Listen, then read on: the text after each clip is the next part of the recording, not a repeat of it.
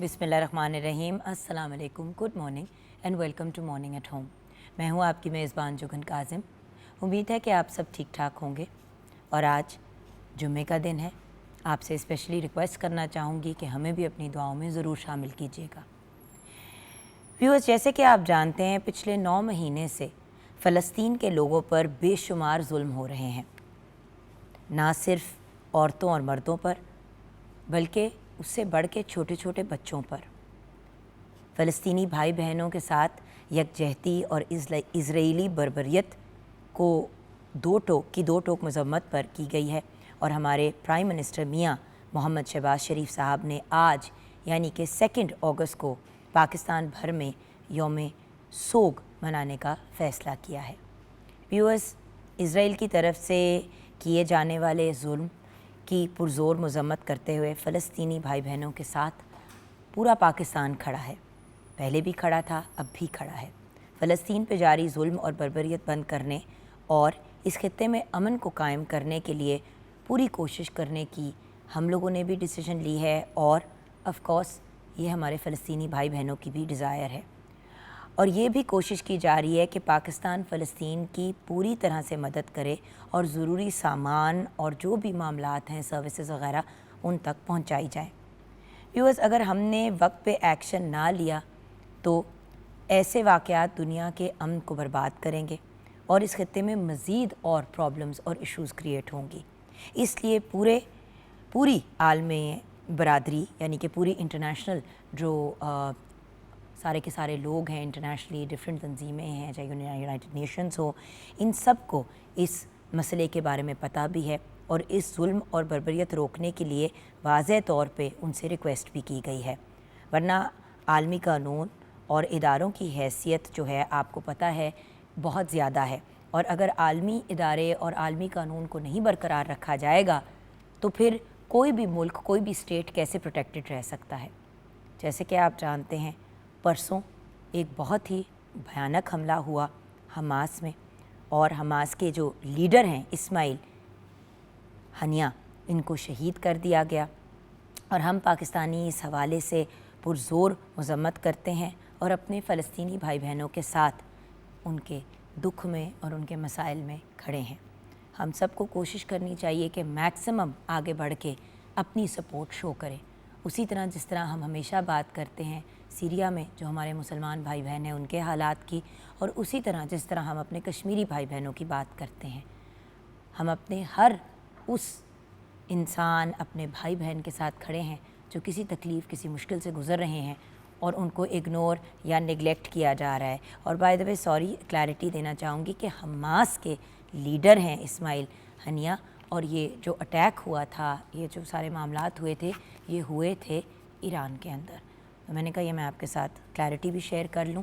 But viewers, ये वही वाली बात है कि जब तक हर इंसान अपना हिस्सा नहीं डालेगा, कोई भी एक्टिव स्टेप्स प्रॉपर तरीके से नहीं लिए जाएंगे।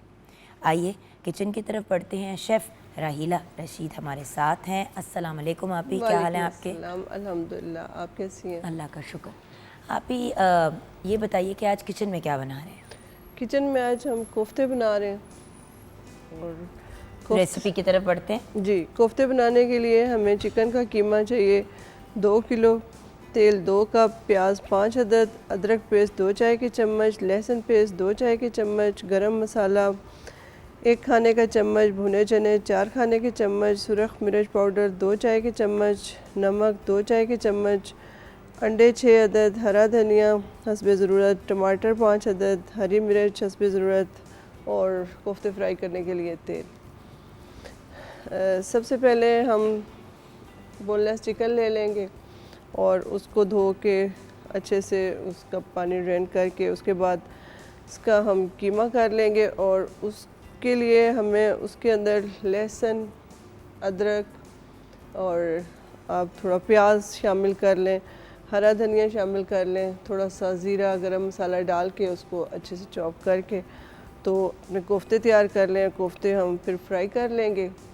फिर हमने प्याज ब्राउन करना है, उसमें लहसुन अदरक का पेस्ट डालना है और टमाटर काट के डालने हैं और अच्छे से इनको भून के फिर हमने कोफ्ते ऐड कर देने और अच्छे से भून के उसमें फिर हम अपने अंदाजे के मुताबिक उसमें पानी शामिल कर लेंगे और वो ग्रेवी तैयार हो जाएगी। जितना आप चाहें अपने के मुताबिक ग्रेवी बना लें और अंडे बॉईल करेंगे और अंडे काट के लगा देंगे, साथ हरा धनिया गार्निश के लिए, तो हमारे कोफ्ते रेडी हो जाएंगे। बहुत मज़े के तैयार हो जाएंगे। और वही चीज़ है कि आपने अगर रोटी के साथ खाना है, नान के साथ खाना है, सफ़ेद चावलों के साथ भी कोफ्ते बहुत मज़े के लगते हैं। तो depends on however, but again क्योंकि कोफ्तों के अंदर आप प्रोटीन डाल रहे हैं, ग्रेवी डाल रहे हैं, साथ में अगर आप राइस या रोटी लेंगे तो आपके कार्ब्स तो आ जाएंगे, ग्रेन्स आ जाएंगे, लेकिन हेल्दी कार्ब्स के पॉइंट ऑफ व्यू से साथ में सलाद ज़रूर सर्व करें या कोई ना कोई सब्ज़ी भी ज़रूर सर्व करें ताकि आपकी मील जो है एक कंप्लीट मील बन जाए। सो व्यूअर्स इस पॉइंट ऑफ व्यू से भी गाइडेंस ज़रूरी है जी। दैट्स इट आपी। Thank you. ओके, सो 042992000648 पे आप कॉल कर सकते हैं। मॉर्निंग एट होम हमारा फेसबुक का पेज है। व्यूअर्स आज हम बात करेंगे एक और जो इम्पोर्टेंट, जब भी वीकेंड आता है, जैसे कि आज जुम्मे का दिन है, तो ओवर द वीकेंड मैं हमेशा कोई फूड फॉर थॉट या कोई ऐसी बात ज़रूर करने की कोशिश करती हूँ जिसके बारे में हम सोचें या जिस चीज़ को हम अपनी ज़िंदगी में इम्प्लीमेंट करने की कोशिश करें। अगर हम एक हेल्दी और जहनी तौर पे अपनी नशोनुमा को अप्रोप्रिएट रखना चाहते हैं, एक हेल्दी लाइफ गुजारना चाहते हैं, तो उसके लिए जहनी सुकून एक बड़ी इंपॉर्टेंट चीज़ है। जब हम जहनी सुकून की बात करते हैं व्यूअर्स, तो मेंटल पीस या मेंटल रिलैक्सेशन के लिए एक चीज़ बहुत ज़रूरी है और वो ये है कि दूसरों की बातें और दूसरों का ओपिनियन सुनना छोड़ दें। हमारी ज़िंदगी में हम सबसे बड़ा इशू, सबसे बड़ा मसला एक ही होता है कि लोग क्या कहेंगे। हमारे बारे में कोई नेगेटिव बात ना कर दे, हमने अगर ये चीज़ की तो लोग क्या कहेंगे, अगर हमने घर पे 4 लोग खाने पे बुलाए हैं और अगर हमने 6 हांडियाँ ना रखी तो लोग क्या कहेंगे, अगर हम फ़लाँ की शादी या गेट टुगेदर पे गए, हमने महंगे कपड़े ना पहने या नया डिज़ाइनर सूट ना पहना तो लोग क्या कहेंगे। लोगों के कहनों पे और लोगों की ओपिनियंस पे अगर हमने अपनी ज़िंदगी गुजारनी शुरू कर दी तो हमारी तो ज़िंदगी बहुत ज़्यादा डिस्टर्ब हो जाएगी। देखिए, ज़िंदगी बहुत छोटी है और ज़िंदगी को अच्छे तरीके से आसान अंदाज में हम लोगों ने गुजारना है, दीन दुनिया को साथ लेके चलना है, ये सारी चीज़ें अंडरस्टूड है। अगर हमने किसी के ओपिनियन की या किसी की राय की टेंशन लेनी है तो वो हम अपने रब के ओपिनियन और राय की टेंशन लें, क्योंकि दी अल्टीमेट जज इज़ अल्लाह ताला। हमारा इशू ये है कि हमें ये होता है कि हमारे हमसाए क्या कहेंगे, हमारी जेठानी क्या कहेगी, मेरी बहन क्या कहेगी, मेरी भाभी क्या कहेगी। ज़्यादा हमें लोगों की राय में इंटरेस्ट होता है, हमें इस चीज़ में इंटरेस्ट नहीं होता कि हम अपनी इस्लाह, अपने आप को किस तरीके से एक बेहतर इंसान बना सकते हैं। सबसे इम्पॉर्टेंट चीज़ व्यूअर्स यही है कि लोगों के ओपिनियंस सुनने छोड़ दें, जिसका ये मतलब नहीं है कि लोगों की राय ना लें। अगर आप कहीं पे फंसे हुए हैं और आपको समझ नहीं आ रही है, आपका काम नहीं ठीक जा रहा है या कोई और टेक्निकल इशू है, आपको मशवरे की ज़रूरत है, ज़रूर मशवरा लें। मशवरा बुरी चीज़ नहीं है, लेकिन हर चीज़ पे लोगों की राय की टेंशन लेना, आपने घर में हांडी तक क्या बनाई है उसके ऊपर भी अगर आपके इर्द गिर्द के लोग अपना ओपिनियन और अपनी राय शेयर कर रहे हैं तो आई am sorry, that's a problem. कोई भी इंसान 24 घंटे तनकीद और 24 घंटे क्रिटिसिज्म और 24 घंटे कमेंट्स के ऊपर नहीं जी सकता। ये एक बड़ा अनहेल्दी तरीका है ज़िंदा रहने का। सो अपने ओपिनियन को मैटर करना चाहिए। आप मैरिड हैं, हस्बैंड वाइफ आपस में मशवरा कर लेते हैं, अम्मा अब्बा से बंदा बात कर लेता है, औलाद अगर इस एज पे है तो उनसे थोड़ी बात करके मशवरा ले लिया, लेकिन हर चीज़ पे दूसरों का ओपिनियन लेने की मुझे ना तो सेंस समझ आती है ना ही लॉजिक। होता सिर्फ इतना है व्यूअर्स के हम ऑलरेडी अगर किसी बात पे डिस्टर्ब्ड होते हैं या कंफ्यूज्ड होते हैं तो मज़ीद और ज़्यादा कंफ्यूज हो जाते हैं। अगर आप फॉर एग्ज़ाम्पल मोटे हैं तो अगर कोई ये कह देगा कि आप मोटे हैं तो क्या उससे आपकी इन्फॉर्मेशन में इजाफा होगा? नहीं, सिर्फ आपका दिल ही दुखेगा ना। देन अगर आप पतले हैं तो लोग आपसे पूछेंगे आप बीमार तो नहीं हैं। अगर आपने अच्छे कपड़े पहन रखे हैं तो इसका मतलब है आप शो ऑफ कर रहे हैं। अगर आपने सिंपल कपड़े पहने हैं तो इसका मतलब है आपके पास पैसे नहीं हैं या यू डोंट केयर। अच्छा, अगर आप सीरियस हैं तो इसका मतलब ये है कि आप बहुत बोरिंग इंसान हैं। अगर आप फ़नी हैं तो इसका मतलब है कि आप बड़े इमैच्योर हैं। अगर आप कामयाब हैं तो आप में एटीट्यूड बहुत ज़्यादा है। अगर आप स्ट्रगल कर रहे हैं तो आप इसलिए स्ट्रगल कर रहे हैं क्योंकि आप बेसिकली लेज़ी इंसान हैं, आप मेहनत नहीं करते। अगर आप सच्चे हैं तो आप बहुत सीधे हैं। अगर आप चालाक हैं तो आप एतबार के काबिल नहीं। मसला ये है कि किसी भी चीज़ में कोई इंसान खुश नहीं है। सो हम लोगों की राय और लोगों के ओपिनियंस में अगर फंसे रहेंगे व्यूअर्स तो ज़िंदगी कैसे जिएंगे? देखें, हर इंसान जो अमल करता है वो दूसरे लोग और या दुनिया जो है उसकी तारीफ़ नहीं देगी, उसकी दाद नहीं देगी। भाई ईदी साहब जैसी अजीम पर्सनालिटीज़ तक के बारे में लोगों ने नेगेटिव बातें की। सो द पॉइंट इज़, जब ऐसे अच्छे दयालु पॉजिटिव लोगों के बारे में भी लोग नेगेटिव बात कर जाते हैं तो नेगेटिविटी तो इंसान के अंदर कूट कूट के भरी हुई है। दूसरों की राय सुनने के बजाय कोई आपके बारे में अच्छी बात कहता है, आप ज़रूर उसको सुने। हाँ, चापलूसी कर रहा है तो चलो आपका दिल खुश हो जाएगा, लेकिन लोगों की राय हर चीज़ के बारे में लेना कि बच्चों को आपने कैसे रेज़ करना है, आपने काम कैसे करना है, आपने कपड़े क्या पहनने हैं, आपने खाना क्या है, पीना क्या है, आपने अपने घर का डेकोर क्या करना है, आपने किधर जॉब करनी है, किधर नहीं करनी, ये चीज़ें मैटर नहीं करनी चाहिए। और बाय द वे सबसे ज़्यादा मुझे वाट इस बात पे चढ़ता है जब लोग कहते हैं हाय अल्लाह ये काम क्यों कर रहे हो या कर रही हो। अच्छा भाई, आप दे दें फिर पैसे। हर बंदा काम रोज़ी रोटी कमाने के लिए करता है या अपने करियर को एडवांस करने के लिए, और कोई भी काम करने के लिए, आगे बढ़ने के लिए व्यूअर्स इंसान को बड़ी मेहनत करनी पड़ती है, बड़े जतन करने पड़ते हैं और एक स्ट्रगल का पीरियड भी होता है। उस स्ट्रगल के पीरियड में ये कहा जाता है हाँ आप सही मेहनत नहीं कर रहे होगे या लायक नहीं होगे, और अगर आप कामयाब हो जाते हैं तो फिर आप में एटीट्यूड बहुत ज़्यादा है। तो लोग तो स्टूपिड बातें करते रहते हैं व्यूअर्स। हमने अपनी टो में लगे रहना है, हमने अपने रब की रस्सी को मजबूती से पकड़ के मेहनत करनी है, किसी को नुकसान नहीं पहुंचाना, खुद पॉजिटिव रहना है। और हाँ, जहाँ पे मैं ये कह रही हूँ कि दूसरों की बकबक नहीं सुननी, वहाँ पे अपनी ज़बान को भी लगाम देना है। अगर हमें अच्छा नहीं लगता कि हमारे बारे में लोग फजूल बातें करें या हमें अजीबोगरीब मशवरे दें या हमारी ज़िंदगी के बारे में कॉन्स्टेंटली कॉमेंट करें, तो हमें भी नहीं करना चाहिए ना। कितनी नॉर्मल और नेचुरल बात है, कहीं किसी गेट टुगेदर में गए, 10 जानने वाले मिले, हर बंदे को उसकी किसी चीज़ के बारे में कमेंट किया, हाय तुमने बाल क्यों छोटे कर लिए, अजीब से लग रहे हो भाई, आपका तो रंग इतना ख़राब हो गया, क्या हो गया, धूप में ज़्यादा जा रहे हैं। अच्छा, जिसको मिले उसको अपनी राय भी दे दी और उसका दिल भी दुखा दिया। क्यों? जिस चीज़ को हम अपनी कंसर्न या अपनी राय समझ के किसी के साथ शेयर करते हैं वो एक्चुअली किसी को दिल दुखाने का बहुत बड़ा रीज़न बन जाती है। तो हम पॉजिटिव तरीके से और अच्छे तरीके से लोगों के साथ क्यों नहीं पेश आ सकते। सो दूसरों की राय भी बहुत ज़्यादा सुनने की ज़रूरत नहीं है।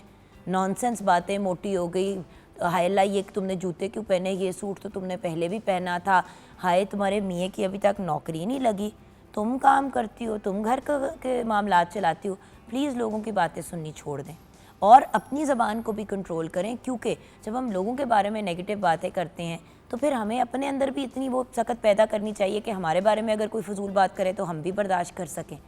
सो इस स्यापे में पड़ें क्यों, पॉजिटिव रहें, अच्छे तरीके से लोगों से बातचीत करें, एक अच्छे आसान अंदाज में अपनी ज़िंदगी को गुजारें, ना किसी को तकलीफ़ दें और ना ही किसी की दी हुई तकलीफ़ को आप एक्सेप्ट करें। लाइफ आपकी पुरसकून हो जाएगी। सो इस वीकेंड पे मेरी आपसे एक ही रिक्वेस्ट है कि जब आप इस वीकेंड को स्टार्ट करें, जैसे कि आज जब बच्चे सच्चे घर पे वैसे ही हैं, अभी भी समर हॉलीडेज़ चल रही हैं, मर्द हज़रात घर आएँ, सारे फैमिली जब एक साथ इकट्ठी हो तो सोचें इसके बारे में कि किस तरीके से आप पॉजिटिव अंदाज में आगे बढ़ सकते हैं। ना तो दूसरों के ऊपर कमेंट करें, ना दूसरों की बातों को अपने दिल पे लें। हमें एक्चुअली लोगों पे कमेंट करने की इसलिए इतनी आदत है, जो by the way western world में बिल्कुल भी नहीं होता। अच्छी बात कोई आपके बारे में ज़रूर कह देता है, नेगेटिव बातों पे लोग अपने मुंह को बंद ही रखते हैं, क्योंकि अगला बंदा भी आगे से घूम के कह देता है तुम्हें क्या प्रॉब्लम है, तो कोई बात वहीं पे ख़त्म हो जाती है। हमारे यहाँ सबसे बड़ी प्रॉब्लम ये कि जब हम छोटे से होते हैं, हमें कोई प्यार भी करता है, छोटी सी बच्ची पास आएगी, आए कितनी गुपलू सी मोटो सी है, इसके वज़न को देखो कितनी मोटी होगी, तो छोटे से बच्चे को आदत पड़ जाती है इस तरह की फजूल बातें सुनने की, क्योंकि घर वाले भी कुछ नहीं कहते। सो ना आप सुने ना किसी को सुनाएं, सुकून से अपनी ज़िंदगी गुजारें। इसी नोट पे ब्रेक की तरफ जाएंगे। ब्रेक के बाद जब वापस आएंगे तो बहुत ही ब्रिलियंट और अकम्पलिश्ड लोग आज हमारे साथ होंगे, जिन्होंने रोबोटिक्स की दुनिया में कुछ इंटरेस्टिंग और डिफरेंट सा काम किया है। 1 अगस्त से, कल से हमने आगाज़ किया इस एक अपना हम सेगमेंट हर रोज़ करने की कोशिश करेंगे मॉर्निंग एट होम में, जहाँ पे हम खैराज तहसीन पेश करें अपने उन पाकिस्तानी लोगों को, यंग लोगों को, एडल्ट्स को, सीनियर्स को, किसी को भी जो पाकिस्तान में की तरफ कंट्रीब्यूशंस कर रहे हैं और हमारे मुल्क का नाम रोशन कर रहे हैं। क्योंकि 1 अगस्त से ही जश्न आज़ादी की हमारी सेलिब्रेशंस पाकिस्तान टेलीविज़न नेटवर्क पे और पूरे पाकिस्तान में शुरू हो जाती हैं।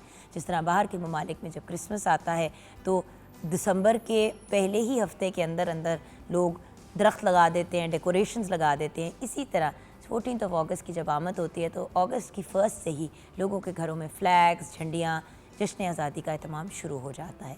तो ब्रेक के बाद वापस आएंगे और मिलेंगे बहुत ही ब्रिलियंट और अकम्पलिश्ड लोगों से।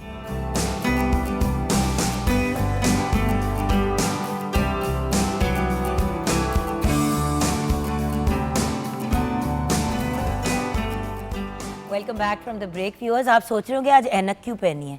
इसीलिए पहनी थी क्योंकि बड़े अक्लमंद पढ़े लिखे बच्चे मेरे सामने बैठे हुए हैं। मुझे क्या पता था कि ऐनक एक ही को लगी हुई है। मैं तो एक्सपेक्ट करती फुल ऐनक, टोटल नर्ड सीन। यहाँ पे तो हैंडसम यंग बॉयज़ आके बैठे हुए हैं। सबसे पहले तो बच्चों आपके लिए तालियां बजाना चाहूँगी। You guys are awesome, so proud of you. अब आपने किया क्या है, क्योंकि वो टेक्निकली ज़रा औखा है करना भी और समझाना भी। तो सबसे पहले तो आपको मुबारकबाद दे के अब आपसे ही समझूंगी कि आपकी अचीवमेंट्स, ताकि हमारे जो व्यूअर्स देख रहे हैं उनको भी पता चले। व्यूअर्स, सबसे पहले तो एक बात अंडरस्टैंड करने वाली है, एफए में अच्छे ग्रेड्स आ जाना, बीए में अच्छे ग्रेड्स आ जाना, मैट्रिक में टॉपर होना, ये सब बड़ी प्यारी बातें हैं और बड़ी अच्छी बातें हैं।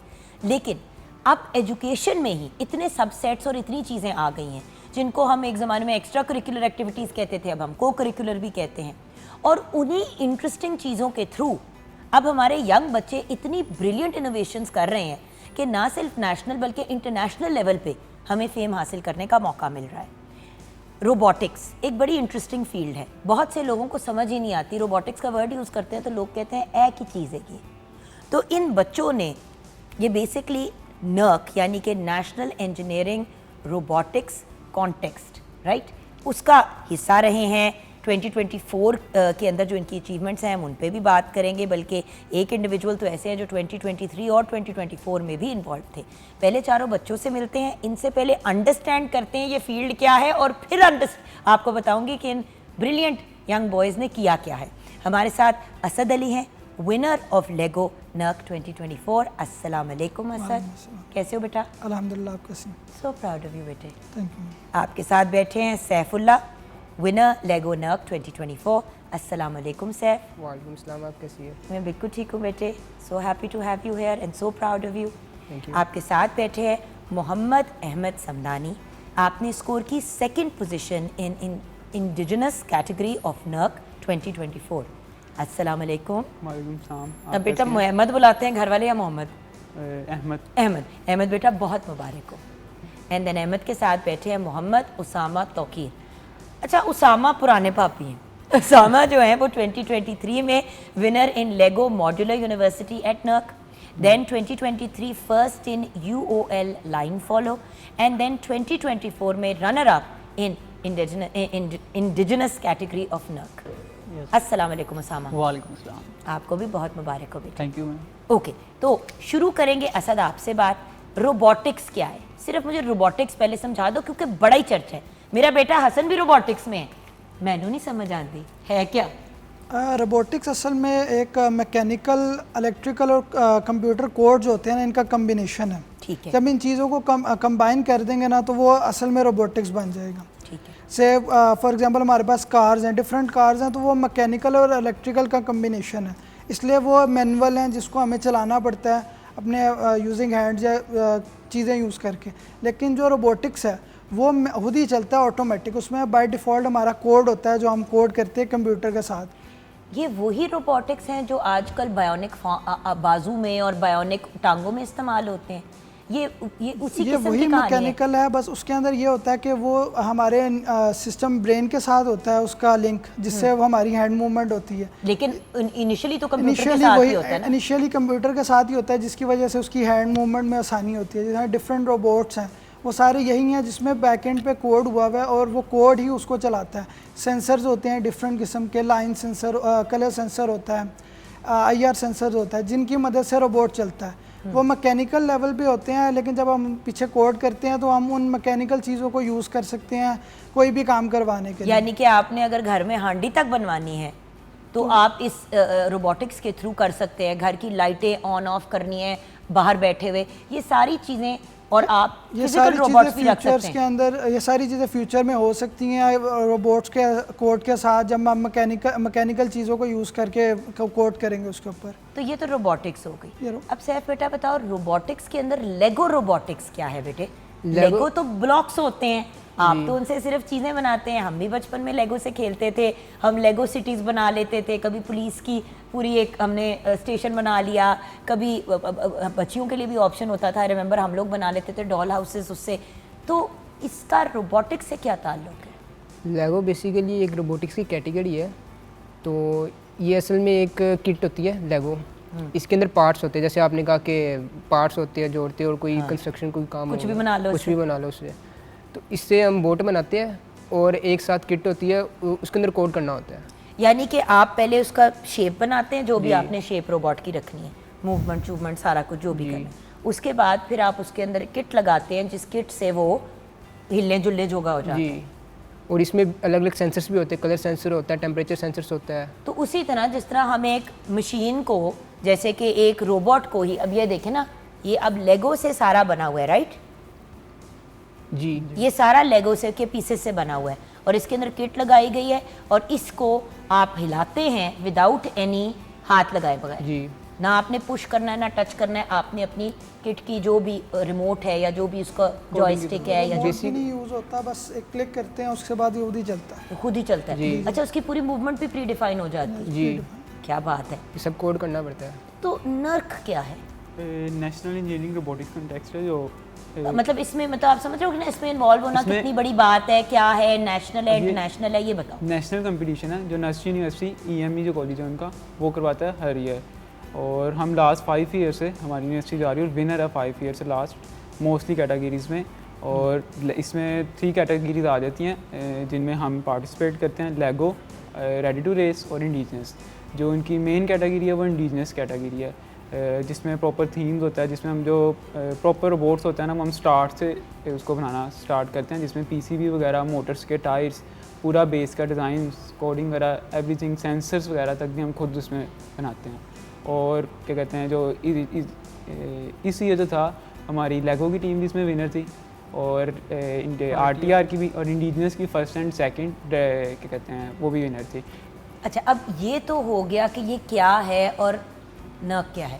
इंटरनेशनल लेवल पे इसका कितना स्कोप है बेटे? क्योंकि आप तो 2 साल से अब लगातार कर रहे हो, आई एम श्योर आपने अब इंटरनेशनल मार्केट को भी देखा होगा, क्योंकि नेशनल लेवल पे तो कर ही लिया ना आप लोगों ने। तो इसमें कोई ये इंटरनेशनली भी चीज़ें होती हैं और उनमें फिर कैसे इन्वॉल्व हो सकते हैं? इंटरनेशनली लास्ट ये जो हमारे सीनियर्स थे वो लास्ट टाइम उज़्बेकिस्तान गए थे, तो उधर उन्होंने जो फुटबॉल एक जो है गेम है, उसमें जो रोबोट की तरह वो भी गेम थी, तो उसमें हमारे जो सीनियर्स थे उन्होंने 3rd पोजीशन उसमें वो अचीव की थी Amazing. उज़्बेकिस्तान। तो यानी कि एक पूरी वो सीक्वेंस है कि मतलब आप पहले नेशनल लेवल पे पार्टिसिपेट करें, अगर आप इस्टेब्लिश हो जाते हैं तो फिर आपको इंटरनेशनली भी भेजा International. जाएगा। ओके, अब बताइए कि आपने किया क्या है एग्जैक्टली, वन बाय वन। जी, मेरा नाम असद है और मैंने असल में लेगो जो मॉड्यूलर कैटेगरी है NERC के अंदर उसमें काम किया था, जिसमें क्या नाम है ब्लॉक्स होते हैं, डिफरेंट कंपोनेंट्स होते हैं, उनको पहले जोड़ना होता है और उन जोड़ने के बाद जैसे रोबोट बन जाता है उसके बाद उसका कोड किया। अब कोड बैकएंड पे डिफरेंट सेंसर्स लगाए थे उसके अंदर, जिससे उसकी मूवमेंट का पता चलेगा कि उसने कैसे मूव करना है। जो NERC की मेन थीम थी, जो हमें तकरीबन जनवरी फरवरी अच्छा के अंदर थीम भी मिलती है, देते हैं। थीम ही फॉलो करनी होती है रोबोट ने। तो वो थीम क्या थी? थीम थी असल में हमारी ट्री से बॉल पिक करना, दरख्त से दरख्त बॉल से उतारना पिक है। करना। ट्री प्लकिंग असल में सही मेन चीज़ थी कि ट्री से बॉल पिक करना है हमने और उसको सेव करना है और फिर पार्किंग में जाना है।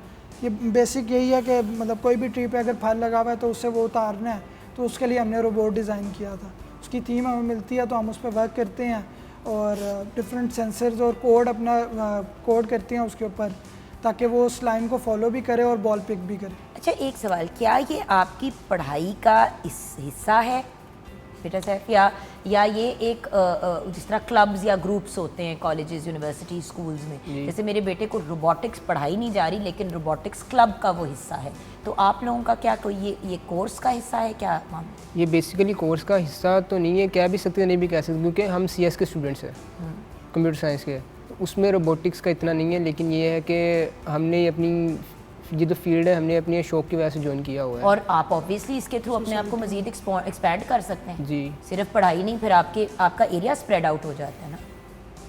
तो मैं तो मेरा शुरू से कोडिंग में बड़ा इंटरेस्ट था ना, तो आप दोनों ने साथ किया था ये आपका कंबाइंड प्रोजेक्ट था या अलग-अलग ये किया? हमारा कंबाइन प्रोजेक्ट कंबाइंड था। तो थोड़ा सा प्रोजेक्ट के बारे में भी बेटे बताओ अपने, क्योंकि यू वर द विनर्स। तो क्या तो एक तो जोड़ी कैसे बनी? एक तो ये भी होता है ना, जस्ट बिकॉज दो लोगों को इंटरेस्ट है और वो क्लब के अंदर है, ज़रूरी तो नहीं है कि वो कनेक्ट हो जाएं। जी हम पहले क्लासमेट्स भी थे, तो क्लासमेट्स से उसकी वजह से फिर हम सोसाइटी में भी एक साथ आए और फिर सोसाइटी में फिर टीम भी एक साथ बनी, क्योंकि सेकंड अब नॉर्मली हम सेकंड और फर्स्ट सेमेस्टर स्टूडेंट जो होते हैं ना, उनको क्या नाम है, हम लेगो कैटेगरी से स्टार्ट करवाते हैं ताकि उन्हें रोबोटिक्स का अंदाज़ा हो जाए कि रोबोटिक्स में वर्क कैसे होता है। फिर उसको आरटीआर और इंडिजिनस कैटेगरी में लेके जाते हैं जिसमें स्क्रैच से सारा कुछ बनाया जाता है। तो उस वजह से हम सेकंड सेमेस्टर के थे, तो हम लोगों का एक ही ग्रुप बना और हमने वर्किंग की है। सो उस प्रोजेक्ट के बारे में बताओ, आप लोगों ने क्या क्या डिज़ाइन, कुछ उसकी डिटेल्स हमारे साथ शेयर करोगे? डिज़ाइन पहले हमने मेन स्ट्रक्चर किया उसको, जैसे लेगो के जरिए करती है मेन स्ट्रक्चर करके, जैसे आपने दिखाया था यहाँ पे सेम वही स्ट्रक्चर किया हमने। फिर उसके ऊपर कोड किया था हमने, उसमें हमारे सर ने हमारी हेल्प की, हमारे सीनियर्स टाइम ने। कितना लगा? टाइम ऑलमोस्ट हम सेकंड सेमेस्टर के मिड से स्टार्ट हुए थे और हम एज एन अभी नए आए थे उसमें फील्ड में, तो टाइम तो शुरू पे काफ़ी लग गया, लेकिन ये कि जब सीख गए तो बहुत आसानी हो गई थी काम में। बट एक ऐसे प्रोजेक्ट की तैयारी कितनी लंबी होती है? मैं वैसे अंडरस्टैंड करना चाह रही हूँ, क्योंकि देखो ना, दिखने में तो इतनी नन्ही सी चीज़ है, इतनी क्या बात है, उसने उठा के देखिए व्हाट्स कहने को ये किया है ना जी कहने को तो ये उठा के यहाँ रखे, कितनी बड़ी बात है, लेकिन इंसान का चीज़ को उठा के रखना और एक ऐसी चीज़ जिसमें जान नहीं है, जिसका दिमाग नहीं है, जो कुछ नहीं कर सकती। इस टेबल पे मैंने ये रखा हुआ, टेबल खुद उठा के तो मेरे यहाँ पे नहीं रख सकता ना कुछ। सो इसको ह्यूमन क्वालिटीज़ देने में कितना टाइम लगता है, चाहे वो इतनी सी चीज़ क्यों ना हो, ये जानना ज़रूरी है। ये आपकी लर्निंग पे डिपेंड करता है कि आप कितनी जल्दी लर्न कर लेते चीज़ों को, क्योंकि इसमें सबसे पहले तो हमें मेन स्ट्रक्चर बनाना सीखना होता है। अब जैसे नॉर्मल लेगोज होते हैं उसमें स्ट्रक्चर, उसमें तो बड़े बड़े ब्लॉक्स होते हैं ना, आराम से बन जाता है। इसमें होते हैं छोटे छोटे ब्लॉक्स। अच्छा। तो इनको जोड़ना, इनको सब कुछ करना, कैसे सेट करना है सब कुछ, सेंसर कैसे लगाना है, मोटर्स कैसे और भाई लगानी देखो, है, मूवमेंट टायर्स के लिए कैसे भी लगानी रखना है। है। अब क्योंकि लेगो एक हार्ड चीज़ है, उसमें फ्लेक्सिबिलिटी नहीं है, तो आपने उसको बनाना भी ऐसे है कि वो फंसे ना और अकड़े ना, तो ना बॉल पिक भी कर ले। पिक भी कर रहे हैं ना एक स्मूथ एक्टिविटी के पॉइंट ऑफ व्यू से, क्योंकि कल को ये हमारे आप देखें ना कितनी ज़्यादा हेल्प आउट करेगी फार्मिंग के पॉइंट ऑफ व्यू से, फ्रूट पिकिंग के पॉइंट ऑफ व्यू से, makes things a lot easier, wastage भी कम हो जाएगी। जी, तो आप अपने प्रोजेक्ट के बारे में अब मेरी कैटेगरी थी इंडिजिनस कैटेगरी। इसमें जो थीम था ना एग्रीकल्चर का था कि हमने एक क्रॉप को पिक करना है और ट्री को उसकी जगह रिप्लेस करना है, और जहाँ से हम ट्री पिक करेंगे उसकी जगह जाके हमने रॉक को रिप्लेस कर लेना है। अब इसमें उन्होंने 10 कम्बिनेशंस हमें प्रोवाइड किए हुए थे और 2 अरीनाज होते हैं, ब्लू एंड रेड साइड, और वो 20 कम्बिनेशंस बन जाते हैं। ठीक है। और जो हम रोबोट स्टार्ट करते हैं वो बिल्कुल स्टार्ट से स्टार्ट करते हैं, जैसे पीसीबी होती है वो भी हमने खुद डिज़ाइन करनी है, खुद ही बनानी है, सेंसर्स जो हैं वो भी हमने खुद क्रिएट करने हैं। उसके बाद जो मोटर्स वगैरह के टायर्स वगैरह हैं, जो उसके बेस, उन्होंने लिमिटेशंस भी हमें दी होती हैं। लिमिटेशंस में उन्होंने हमें साइज़ का, वेट का और जो हमें यूज़ करनी होती थिंग्स उनका बताया होता है कि हम कौन सी मेट और ख़ुद जो हमने बनानी है उसके बारे में बता देते हैं कि क्या क्या लिमिटेशंस हैं। हम उस लिमिटेशंस को देखते हुए हम फिर उस पर वर्किंग करते हैं अपनी स्टार्ट, और जो हमारा हमने क्या कहते हैं टाइम, उसमें हमने एक्यूरेसी देखनी होती है, स्पीड देखनी होती है, और हमने एक्यूरेसी में ये देखना था कि उन्होंने जो थीम बनाया था, थीम में जो थे ना रोबोट्स ने जो ट्रीज़ पिक करने थे ना, वो एक बॉक्स बनाया हुआ था रेड कलर का, उसके अंदर से उसने पिक करना है ट्री, और जहाँ पे उसने प्लेस करना है ट्री वो भी एक रेड बॉक्स था। और उस बॉक्स के अंदर आना चाहिए, अगर उस बॉक्स से थोड़ा सा बाहर भी, माइनर सा भी बाहर हो जाए यार, वो रेड जो बॉक्स बनाया था अगर वो बॉक्स नज़र नहीं आता तो पॉइंट्स नहीं मिलते थे। तो उसमें एक्यूरेसी भी मैटर करती थी और स्पीड भी मैटर करती थी, क्योंकि जो ओपोनेंट है उसने भी स्पीड में चलाना है और उसने भी, अगर उसकी भी एक्यूरेसी है तो फिर हमें स्पीड चाहिए। तो बहुत मुश्किल काम और है, 4 कोई मिनट्स इतना का इजी टाइम तो नहीं है। I mean it's a very 4 complicated minutes का प्रोसेस। टाइम होता था और हमें अपने कम्बिनेशंस का नहीं पता होता था कि कौन सा कम्बिनेशन आ सकता है। वो एट अ टाइम टास्क होता था, टास्क में जो है फिर जजेस जो हैं वो कम्बिनेशन डिसाइड करते थे, वो हमें कम्बिनेशन दिखा देते थे ये कम्बिनेशन है, और फिर हम एट अ टाइम हम देखते थे क्या कम्बिनेशन है, उसको देख के फिर बोर्ड को रन करते थे।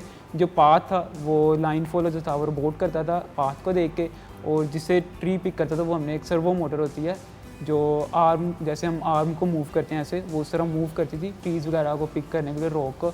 उसके बाद हमने जब तीनों ट्रीज़ और तीनों रॉक्स जो पिक कर देने हैं उनकी जगह पे रिप्लेस कर देने पिक करके, और हमने पार्किंग में जाना होता था। इस तरह जो रोबोट ज़्यादा पॉइंट्स एक्यूरेसी से रखता था, जो फर्स्ट विन क्या कहते हैं टाइम जिसका कम होता था वो विन करता था। See viewers, it's not that easy.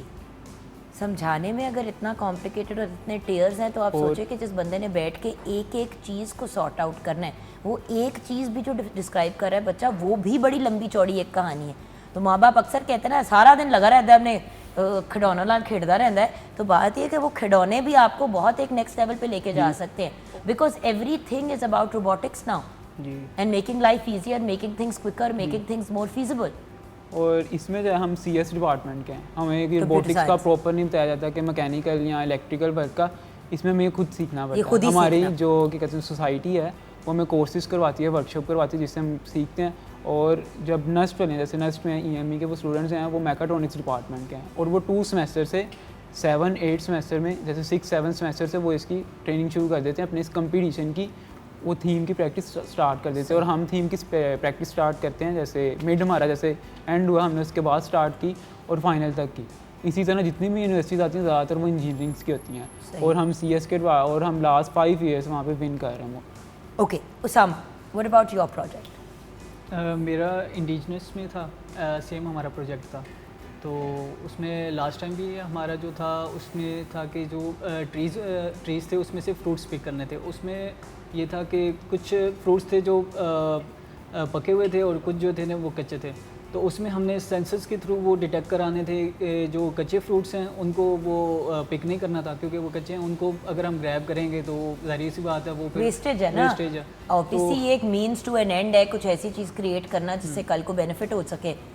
तो सिर्फ जो पके हुए फ्रूट्स हैं उनको हमने वो पिक करना था, और उसके बाद फिर हमने एक बास्केट थी, मतलब जिसमें हमने वो बास्केट में हमने उसको ड्रॉप करना था। हाँ। और बाकी फिर हमने उसको वो पार्किंग में जाना था। आपको कितना टाइम लगा था अपना प्रोजेक्ट रेडी करने में? हमें भी सेम टाइम, मतलब मिड्स के बाद हम स्टार्ट कर देते थे। वैसे साल के मतलब जून जुलाई में आ जाता नहीं, बट होता है ना कि लोग जैसे कि फॉर एग्जांपल आपने कुछ लोग 2 हफ्ते में भी चीज़ तैयार कर लेते हैं, कुछ लोगों को 6 महीने भी लग जाते हैं। हर बंदे की अपनी पेस होती है ना। नहीं, बट हम जो हमारी सोसाइटीज़ के मेंबर हैं ना, हम मिलके काम you have to work together. बिल्कुल ठीक है, दैट्स बेस्ट। वर्क करते हैं, जिसकी वजह से हम फिर जैसे अब हमारे सीनियर तो हमें किसी चीज़ में गाइड कर देते हैं अगर हमें नहीं आ रही होती, ठीक है, हम अपने जूनियर्स को गाइड कर लेते हैं कि अगर उनको नहीं कुछ पता चल रहा, इस वजह से हम मिल के काम करते हैं। और जो हमारा अरीना वगैरह यहाँ पे भी बनता है, जो हम क्या कहते हैं यहाँ पे प्रैक्टिस वगैरह करते हैं, और जो मेन अरीना जो नस्ट पे होता है वहाँ पे जाके हम फिनिशिंग करते हैं, जो प्रॉपर हम कोड होता है, फिर जो हम 1 वीक पहले चले जाते हैं वहाँ पे, और फिर उधर ही जाके हम सारी वर्किंग करते हैं। Well, I'm so proud of you guys. You did such an awesome job and माशाल्लाह we are very very proud of you. अब इंशाल्लाह इंटरनेशनली भी जाके हमें रिप्रेजेंट करो नेशनल लेवल पे, तो you made us very proud. अब इंटरनेशनल लेवल पे जाके हमारे मुल्क को रिप्रेजेंट करो और मज़ीद हमारे मुल्क का नाम रोशन करो। सो ब्लेस यू गाइस इंशाल्लाह। जी, इस ईयर हमारी यूनिवर्सिटी भी रोबोट कंपटीशन करवा रही है रोबोटिक्स का, जो 2000 शुरू करवा रही थी, 2019 में कोरोना की वजह से डिले आ गया था। अब दोबारा करवा रही है, जिसमें हमारी यूनिवर्सिटी भी हमें काफ़ी सपोर्ट कर रही है। और जब हम NERC कोई भी कंपटीशन में जाते हैं, हमारी यूनिवर्सिटी प्रॉपर हमें सपोर्ट करती है। बेशक हमारा क्लब है, पर सपोर्ट हमें प्रॉपर करती है हमारी सोसाइटी को। और हम कंपटीशन करवा रहे हैं, हम चाहते हैं कि इस सेट के थ्रू, इस शो के थ्रू जितनी भी यूनिवर्सिटीज़ हैं हम उनको तो बेटा फिर एक दफ़ा सही तरीके से पैगाम दो व्यूअर्स को और बताओ। इस ईयर हम 2024 में रोबोटेक के कंपटीशन करवा रहे हैं, और उसमें डिफरेंट कैटेगरीज होंगी। हम चाहते हैं इस सेट के थ्रू जितनी भी यूनिवर्सिटीज़ आए हमारे, हम उनको वेलकम करेंगे, और हम चाहेंगे कि हमारे बेटे कैसे अप्लाई करें, अप्लाई का तरीका भी बताओ। अप्लाई के लिए हमारा जो पेज है, वेबसाइट है, वेबसाइट का हम लिंक भी, और हमारा जो इंस्टाग्राम का पेज है gears.lgu के नेम से, और उस पर हम क्या कहते हैं अपडेट करते रहते हैं साथ साथ, जिस तरह हमारी कोई भी वर्कशॉप कोर्सेज हों।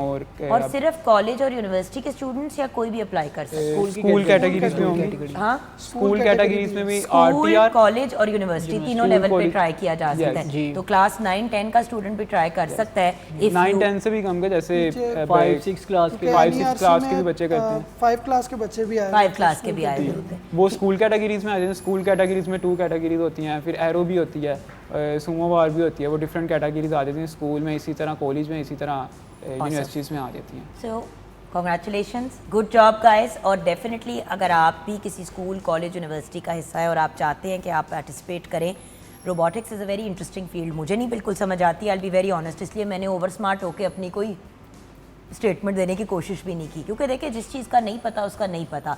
बट मेरा अपना बेटा इज़ इंटरेस्टेड इन दिस, और वो इतना ज़्यादा इनटू इट, क्योंकि जो आपने लेगो वाली बात की, मुझे याद है मुझे आके कहता है मामा कम कम कम हैव अ लुक। तो मैं गई तो उसकी ना वो प्रॉपर एक लेगो की उसने चीज़ बना के ना चीज़ मुझे करके दिखाई, और इसी तरह इस तरह करके ना उसने उठा के एक चीज़ उठाई, उस चीज़ को नीचे रखा। मैं तो बेहोश होने वाली हो गई, मैंने कहा ये आपने बनाया है? फिर आई रियलाइज़ कि वो एक बॉक्स आता है लेगो का जिसके अंदर किट होती है, जिसमें वो फिर ये सारी चीज़ें ऑलरेडी प्रोग्राम्ड होती हैं सारा कुछ। But it's such an interesting field कि राइट टाइम राइट एज पे अगर बच्चा इन्वॉल्व हो जाए तो कहाँ से कहाँ पहुँच सकता है। So best of luck guys, congratulations, so proud of you. इसी तरह लगे रहो एंड जब भी कोई नई अचीवमेंट करो हमें ज़रूर बताओ। यहाँ पे व्यूअर्स हम ब्रेक की तरफ जाएंगे, ब्रेक के बाद जब वापस आएंगे तो फ्यू ब्रिलियंट पर्सनैलिटीज़ जिनसे अब हम ये तो बात कर रहे हैं कि AI, कंप्यूटर्स, ये सारी चीज़ें कितनी ब्रिलियंट है, लेकिन कुछ इसके साइड इफ़ेक्ट्स भी हैं उन यंग बच्चों के लिए जो इसको पॉजिटिव तरीके से नहीं यूज़ कर रहे, इसको यूज़ कर रहे हैं basically to do nothing and to lie in bed and in a sense be lazy और मुकाबलाबाजी, जिसके फिर कुछ साइड इफ़ेक्ट्स भी होते हैं। उस पर बात करेंगे ब्रेक के बाद।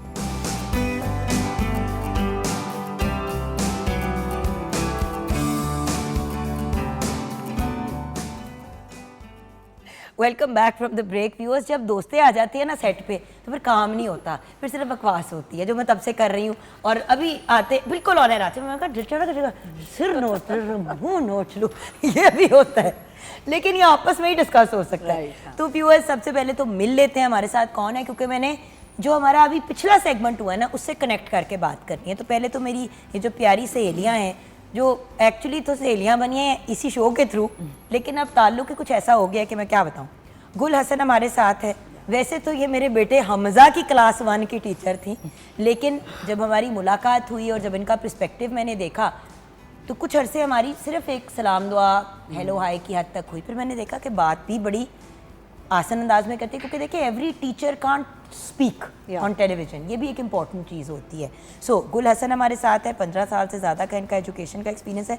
लगता है हमज़ा की बारी आपने पहली नौकरी शुरू की थी। I was my second year actually, शुरू ही किया था। हाँ, अस्सलाम वालेकुम। और दूसरा साल था मुझे काम करते हुए। हाँ, ये एक पटाखा जैसा होता था अभी भी वैसा ही है। हमें बच्चे पालने का बता रहा होता था, हम इसकी शक्ल देखते थे, हम कहते थे तू रख ले, तन बेहतर आंदे तू सामने। और मैंने रखा भी है, और रखा भी है, हमारे पास सांबे भी हैं इसने बहुत। बिल्कुल सांबे अच्छा, then we have Ayesha Zeeshan with us, बहुत प्यारी मेरी दोस्त, एजुकेशनिस्ट भी हैं। अस्सलाम वालेकुम। अस्सलाम वालेकुम। आशु, आपको पता ही है, आपसे मजीद मैं और क्या बात करूं। आपको पता है, मुझे भी पता है, आपको भी पता है, हम दोनों को पता है, और आपके शोहर की भी दिमाग की दही मैंने सुबह निकाल दी है। तो अब हम आगे बढ़ते हैं। हमारे साथ हैं डॉक्टर साहिबा, डॉक्टर बिस्मा एजाज। डॉक्टर साहिबा आ जाता है ना तो हमारा दिल चाहता है हम थोड़े फॉर्मल हो जाए, लेकिन अभी से लेगी है। Assistant professor department of applied psychology, head active citizens program at Lahore college for women's university. अस्सलाम वालेकुम। वालेकुम अस्सलाम। कैसी हो बिस्मा? बिल्कुल ठीक। आज आप जो बातें कहती है हमने उसकी उलट बातें करनी है, इसलिए मैं गुल से शुरू करूँगी, मैं तुम्हारे से बात ही नहीं शुरू करनी। गुल, अभी ब्रेक से पहले ये बच्चे गए नुस्त यूनिवर्सिटी से, नस्त से, वेरी स्मार्ट, वेरी इंटेलिजेंट। एक बात इंपॉर्टेंट याद रखने को कि कंप्यूटर साइंस इनका सब्जेक्ट ज़रूर है, लेकिन रोबोटिक्स और लेगो रोबोटिक्स में जो इन्होंने अवार्ड्स लिए और सारा कुछ किया, वो इनका एक क्लब था कॉलेज के अंदर, जो स्कूल्स और कॉलेजेस सब के लिए है, क्योंकि 5वीं जमात के स्कूल के स्टूडेंट्स भी उसमें पार्टिसिपेट कर चुके। बिल्कुल कर रहे हैं अब हम हमेशा कहते हैं, और आप भी मुझे कितने साल पहले, 15 साल पहले कहती थी कि हमज़ा को गैजेट से दूर रखें, फला चीज़ों से दूर रखें, डिवाइसेस वगैरह, ये चीज़ें ठीक नहीं होती। तो अब क्या करें? अब तो गेमर्स करोड़ों रुपए कमा रहे हैं, अरबों रुपए कमा रहे हैं। बिल्कुल कमा रहे हैं, गेमर्स कमा रहे हैं। हुन बोलना चॉइस नहीं है हमारे पास देन, लेकिन जोगिन अभी भी इसको हम बहुत स्ट्रीमलाइन करके बच्चों को हमें सोशल मीडिया देना पड़ेगा। हमारे पास अब चॉइस नहीं है, हमें उनको एक्सपोजर देना है। अपनी जगह है, लेकिन उसके साथ जो डिवाइसेस हैं, हाँ देखो मकैनिकियाँ मारते हैं तो सीखते हैं। देखो उससे भी आपकी इवन छोटे बच्चों की जब आप बात करिए ना कि क्लास 5 से शुरू होती है, हैंड आई कोऑर्डिनेशन, उससे भी छोटे बच्चों से शुरू हो जाती है। बिकॉज मैं यही लफ्ज़ यूज़ करने लगी थी कि हैंड आई कोऑर्डिनेशन के लिए कितना इंपॉर्टेंट है ये, कि वो छोटे छोटे गैजेट्स के छोटे छोटे पीसेस को जोड़ते हैं, और क्रिएटिविटी इससे कितनी एनहांस हो रही है कि वो नई नई चीज़ें डेवलप कर रहे हैं। ये इसी रोबोटिक्स के ऊपर ऐसे ऐसे इन्होंने गैजेट्स इनोवेशंस, अभी आप दिखा रही थी अपने शो में ही कि they have come up with so many different new inventions, वो सब रोबोटिक्स पे है। और आप देखो ना, अब जैसे कि हर बार कोई नई चीज़ देते हैं, अब इस बार इन्होंने इनको ये थीम दी, और लास्ट ईयर भी ये थी कि जी आपने कोई चीज़ पिक करके उतारनी है, यानी कि फल उतारना, यानी कि कल को एक बड़ी मशीन बनाई जाती है अगर इन्हीं की यूनिवर्सिटी के थ्रू या इन्हीं बच्चों के थ्रू, तो वो फिर फार्मिंग में हेल्प करे, क्योंकि हमारा फार्मिंग का सेक्टर सबसे बड़ा है। और एक्चुअली हमें अपनी ये जो फार्मर्स हैं इनको बहुत ज़्यादा सपोर्ट देनी चाहिए, और दे भी रही है गवर्नमेंट। बिल्कुल दे रही है। तो जब इस तरह की फैसिलिटीज़ भी उनको प्रोवाइड की जाएंगी तो ये एक बड़ा पॉजिटिव अमल है। अब अवेयरनेस आना शुरू होगी ना, तो पेरेंट्स को भी पता है कि हमने बहुत सारे लोगों ने ये क्लब्स बनाना शुरू कर दिए रोबोटिक्स के। अब लाहौर में भी इवन छोटे बच्चों के लिए भी ये फैसिलिटी अवेलेबल होना शुरू हो गई है। और देखिए ना, जैसे मैं आयशा आपसे बात करी थी, आपने कहा कि जुगन मेरे पास तो बच्चे होते हैं 3 से 5 साल की, 6 साल की उम्र तक मैक्स। तो लाइक अगर हम 2 to 5 की भी बात कर रहे हैं, क्योंकि 2 साल की उम्र पे भी बच्चों को मतलब बिल्कुल ही प्ले ग्रुप टाइप में डाल दिया जाता है। तो आयशा देखिए, इस किस एज पे ये गेज कर सकता है बंदा कि किसी बच्चे का इसमें पोटेंशियल है Exactly. और कितना को उसको एक्सपोज करना चाहिए? क्योंकि देखिए वो बच्चे भी हैं जो 6 माह की उम्र पे या 4 माह पे ही माँ बाप ने सामने फ़ोन रखना शुरू कर दिया कि इसको कोई कार्टून या कुछ दिखाना शुरू कर दे, बच्चा बिजी हो जाएगा। 6 महीने के बच्चे को बिजी क्या करना है? उन्हें बेचारे ने करना ही किया है, इत्थे देखना है उत्थे देखना है। एनीवे लेकिन ये एक पढ़ी लिखी माँ को पता है ना। Exactly. उसमें भी अवेयरनेस की बात दोबारा आ गई कि जो पेरेंट्स को पता है कि राइट और रॉन्ग का डिफरेंस क्या है, और फिर कुछ माएँ काम कर रही हैं। हमारी लास्ट टाइम भी यही बात हुई थी कि जो मदर्स भाई I am a working mother, काम कर रही हैं, but Jugan in your case you know the difference. तुम पढ़ी लिखी हो, यू नो, आपको पता है कि क्या चीज़ आपके बच्चे के लिए। बहुत सारे केसेस यार हैं लोगों हमजा को की नहीं बारी पता। सच्ची बात है, मुझे नहीं पता था। फर्स्ट टाइम मदर चाहे 40 साल की उम्र पे भी आप बने, आपको नहीं पता I था। agree. I वो was आपकी young बात when I had बिल्कुल सही हमजा, मुझे नहीं पता था। और दूसरी बात ये है कि बहुत सी गलतियां वहाँ पे की। अब हसन में हम देखते थे कि वो 3 साल की उम्र पे ना ब्लॉक्स के साथ चीज़ें बना रहा है, लगा हुआ है, मकैनिकियाँ कर रहा है।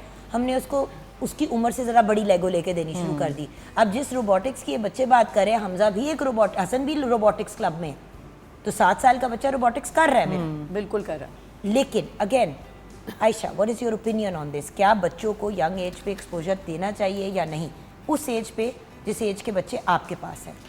एक्सपोजर तो डेफिनेटली देना चाहिए, बिकॉज ऑब्वियसली वही बात है गुल वाली कि हमारे पास चॉइस तो कोई है नहीं है, मॉडर्न एज है और हम इससे डिनाई नहीं कर सकते इसकी इम्पोर्टेंस से। येस, आई बिलीव कि एक थोड़ा सा जो मुझे रहता है कि जब तक पेरेंट खुद लिटरेट ना हो उसके लिए, तो वो अपने बच्चे को उसकी यूज़फुल तरीके से यूजेज को गाइड नहीं कर सकता, अपने बच्चे को एजुकेट नहीं कर बिल्कुल सकता। सही। अगर आपका चेक एंड बैलेंस फुल है और आप देख रहे हैं कि बच्चा उसको इन वॉट मैनर्स यूज़ कर रहा है ना, मतलब कोई टाइम ज़ाया नहीं हो रहा, रीलें भी नहीं हो रही, यहाँ नहीं हो रहा, मतलब आप फजूल तरीके से उसको यूज़ नहीं कर रहे डिवाइस को, तो उसके फ़ायदे ही फ़ायदे हैं। आपको इस एज में जो ज़माना, जो इस वक्त फ़ी ज़माना है, उसके अंदर आप इस चीज़ से डिनाई ही नहीं कर सकते इसकी इंपॉर्टेंस से। आई वोंट से कि जी नहीं इसके यहाँ ये कर दिया वो गलत, जैसे हम सुबह बात कर रहे थे कि बहुत सारी चीज़ें गलत हो रही हैं। सोशल मीडिया इतना तेज़ हो गया है। अब ऐसा कि मैं देख रही थी, मैं अपनी एक दोस्त से बात कर रही थी, हम दोनों ना, क्योंकि हमारे बच्चे यूनिवर्सिटी जा रहे हैं, तो हम एक दूसरे को ना रीलें उस तरह की भेजना शुरू हो गए। अच्छा, अब हमारे फ़ोन पे रीलें ही वो आ रही हैं जो किसी के जाने या औलाद से मोहब्बत या वो वाली। तो बात ये है कि ये याद रखें कि जो कंटेंट आप देखते हैं, जब आपके बच्चे आपका फ़ोन पकड़ के वो उसके अंदर से ढूंढेंगे चीज़ें देखने के लिए, तो वो बड़ों वाला कंटेंट देख रहे हैं जो आप देखते हैं। 4 रीलें तो बच्चे के हिसाब की आ जाएंगी, लेकिन 15 उसमें से ऐसी आएंगी जो शायद छोटे बच्चे के ना देखने वाली ना सुनने वाली वही है। बात आयशा ने की ना कि चेक एंड बैलेंस मेरा बहुत हस्बैंड जरूरी और है। मैं अक्सर एक दूसरे को स्टूपिड जोक्स और मियाँ बीवी को की बिस्कियों करने वाले वाले, exactly. रीलें भेज रहे होते हैं और छेड़ा-छाड़ी वाली। अब वो रील ना तो हम कभी सोशल मीडिया पे लगाएंगे और सर्टेनली अपने बच्चों को नहीं दिखाएंगे कि मियाँ तो होते ही ऐसे हैं, बीवियाँ तो होती हैं ऐसी। बंदा मजाक में एक दूसरे को भेज देता है प्राइवेटली, लेकिन अब पब्लिक लेकिन मुझे तो अभी ये भी लगना शुरू हो गया कि मैं जो सोचती हूँ वो भी मेरी रील आनी शुरू हो जाती है। मुझे लग रहा होता है ये मेरा माइंड रीड कर रहा है, तो ऑब्वियसली जो आपने देखना है, अगर आपका चेक एंड बैलेंस नहीं है तो फिर तो कोई फायदा नहीं है, और फिर तो डेफिनेटली अगर नुकसान ही ये है। चीजें आपके बच्चों को रेज कर रही हैं, अगर कंप्यूटर और मशीनें ही आपके बच्चों को रेज कर रही हैं, तो व्हाट्स द पॉइंट? फिर आप पैदा करके उसको किसी ऐसी, आई एम श्योर ऐसी एक्सपेरिमेंटल जगहें होंगी जहाँ पे आप बच्चों को रोबोट से ही लेकिन बड़ा जो करवा पर इन सकते हैं। दैट केस हमें इसको स्क्रीन टाइम को और इस एक्सपोजर को लिमिट करना है ना। Exactly. हमें उनकी ज़िंदगी में स्पोर्ट्स को ऐड करना है, हमें उनकी ज़िंदगी में रीडिंग को ऐड करना है, बिकॉज जो एक बुक है वो एक गैजेट उसको रिप्लेस नहीं कर सकता। अच्छा डॉक्टर साहब, आपसे अब ये बात एक टेक्निकल पॉइंट ऑफ व्यू से और एक नफ्सियात के पॉइंट ऑफ व्यू से मैं जानना चाहती हूँ, किस स्टेज पे, क्योंकि देखिए जीनियसेस भी निकल आते हैं, हमने ऐसे लोग भी देखे हैं जो कह रहे हैं हमारा बच्चा तो 2 साल की उम्र से रोबोटिक्स कर रहे हैं, तो उनका क्या? जुगन, जहाँ पे आर्टिफिशियल इंटेलिजेंस, रोबोटिक्स और ये सारी सोशल मीडिया एक्सपोजर के फ़ायदे हैं ना, वहाँ पे नुकसानात भी हैं। अभी आप जब डिस्कशन कर रहे थे, आपने एक बात पे एंड किया कि हमारे बच्चे जो हैं वो फिर रोबोट्स के हिसाब से ही पले बढ़ेंगे और बिल्कुल उनकी तरह अपब्रिंगिंग होगी। इसमें मैं एक चीज़ ऐड करूँगी एज अ साइकोलॉजिकल पर्सपेक्टिव कि लैक ऑफ एम्पैथी जो है ना that is developing in the kids. उसकी रीज़न ये है, कह रही थी आपके आने से पहले, एग्जैक्टली कि जब आप रोबोट में इमोशंस नहीं है, राइट? अब बच्चा जो है जब वही चीज़ें देख रहा है या उसी चीज़ से लर्न कर रहा है, तो ये जितनी यंग एज में उसका एक्सपोजर इस तरफ जाएगा, उतनी ही यंग एज से वो लेस एम्पैथेटिक ह्यूमन बीइंग के तौर पे डेवलप होना शुरू हो जाएगा। अब छोटे छोटे बच्चे बहुत ही फंसे हुए हैं। याद है हम छोटे होते थे, माँ बाप की गोदियों से नहीं उतरते थे, चिपकू बच्चे होते थे, और जो नॉन चिपकू बच्चे होते थे वो भी आज के चिपकू बच्चों से ज्यादा चिपकू होते थे। अब तो हम लोग वो जनरेशन है जुगन जो सोशल मीडिया के आने से पहले की लास्ट जनरेशन है जिसको एक्सपोजर नहीं था। हमारे बाद जो भी जनरेशन आ रही है, वो चाहे जेन जी है या जेन वाई है, उसका सोशल मीडिया एक्सपोजर आप वाज़े डिफरेंस देख सकते हो उनमें और अपने इमोशनल लेवल में, इमोशनल स्टेबिलिटी में, थ्रेशोल्ड लेवल में। वो रीज़न ही ये है कि they have been expose to those things जिसने उनके अंदर से वो इमोशंस जो है ना उनको ड्रेन कर दिया हुआ है। वो रो नहीं पाते, रोने वाली बात पे रो नहीं पाते, हंसने वाली बात पे हंस नहीं पाते। They are only in their own world, zone out रहेंगे। आप उनसे बात कर रहे हो, अगर एक्सपेक्ट करते हो कि they will be producing something productive, लेकिन वो बिल्कुल ऐसे बैठे होंगे जैसे वो आपको सुन ही नहीं रहे हैं। So this is a very alarming sign जो इस सारी डेवलपमेंट की वजह से एज अ साइड इफेक्ट नज़र आ रहा है बच्चों के अंदर। And Jugan I will add here, इसकी वजह से बच्चों का फोकस, कंसंट्रेशन स्पैन बहुत कम हो गया है, और because there so much going on in their mind at the same time कि दे आर नॉट प्रेजेंट। पहले होता था 40 मिनट की किसी एक सब्जेक्ट की क्लास होती थी छोटे बच्चों की, अब तो 40 मिनट क्या, वो 5 मिनट से ज्यादा बच्चा फोकस कराना बहुत पहले मुश्किल हमेशा हो क्लास गया में एक बच्चा होता था जो फुदकता रहता था। अब 80% अब बच्चे 80% इधर उधर इधर उधर अफरा तफरी, ये वो एक छोटा सा मैं add रोने करूंगी। के मोबाइल दो मेरे पास। मैं तो मैं ऐसी इसी से सिचुएशन थी कि related 4 साल का एक बच्चा बात- चीखे मार के रो रहा है, Exactly. ढाल हो गया, माँ जब तक आई नहीं उसने फोन नहीं पकड़ाया, बच्चा सुकून में नहीं आया। आज कल का ही मेरा ऐसा ही एक्सपीरियंस है बच्चों के साथ। तो मेरी कल की मैं एक एग्जांपल कोट करूंगी कि एक बच्चा, उसकी मदर ही बात करी थी कि मतलब मैं इसको डिवाइस दे देती थी और बहुत घंटों के लिए वो बैठा रहता था, लेकिन वो आहिस्ता आहिस्ता डिवाइस के साथ वो जो घंटों का टाइम है उसमें फिर ये थोड़ी देर के बाद वो आपका, क्योंकि जितनी स्पीड से आपकी चीज़ें चेंज हो रही होती हैं डिवाइस के ऊपर, उतनी स्पीड से आपके इर्द गिर्द कुछ भी चेंज नहीं हो रहा होता। तो बच्चे बार बार उस स्क्रीन पे आते हैं और अब उनको वो जो प्लेजर मिल रहा होता है उस 2 मिनट की वीडियो से, वो टाइम भी और कम होता जाता है और बच्चा एंजाइटी में फिर वो उससे बोर होता है, फिर वो उससे बोर होता है, और फिर इस तरह से उसकी अर्ज और नीड जो है, वो हमने टाइम को लिमिटाइज क्या करना है, वो टाइम अनलिमिटेड होता जाता है क्योंकि उसकी तसल्ली ही नहीं हो रही होती किसी भी चीज से। वो प्लेजर इतना ज्यादा उसके लिए कम होता जाता है कि वो एंजाइटी में बच्चे और तभी वो फुदकते हैं। आजकल फेवरेट डायलॉग होता है मैं बोर हो गया। हाँ बिल्कुल, डेफिनेटली, बिकॉज ये बात इन्होंने बिल्कुल ठीक की है। यार हम छोटे होते थे, हम काम बोर होते थे, बोर तो हम नहीं होते थे। 13-14 साल जवाब के भी होते आगे से थे। जवाब हम मिलता था 13-14 माँ-बाप साल का, के होते थे। हाँ, क्या मिलता था, क्या क्या क्या मतलब है, ये क्या लफ्ज है? अच्छा मुझे तो ये कहा, मैं कहती थी मैं बोर हो रही हूँ, तो मामा कहती थी मैं क्या करूँ, दफाओ, लिटरली मैं क्या करूँ, दफाओ, बात खत्म। But Jugan we can't say that now. यार मैं ये नहीं कह रही है कि दफाओ कहो, मगर मैं ये तो कह रही हूँ मतलब किसी पासे के तो मुझे नई कस्में नहीं समझ आ रही, हम बच्चे कैसे इसलिए नहीं पाल रहे कह हैं भाई। सकते क्योंकि उसका जो मेरे से रिएक्शन नहीं पाल आएगा रहे बच्चे। That will be highly unbearable, और वो इतना हमें ही हर्ट करेगा, बच्चे को कुछ नहीं होगा। वो कहेगा आप, आई एम एन एडल्ट, आपने मुझे ये लफ्ज कैसे कह दिए। जी मतलब वो एक छोटी सी चीज बताओ, जब हम बचपन में होते थे तो हमारे माँ बाप में से कोई भी बाहर जाता था ना, तो हम रो रो के बुरा हाल के हमने भी साथ।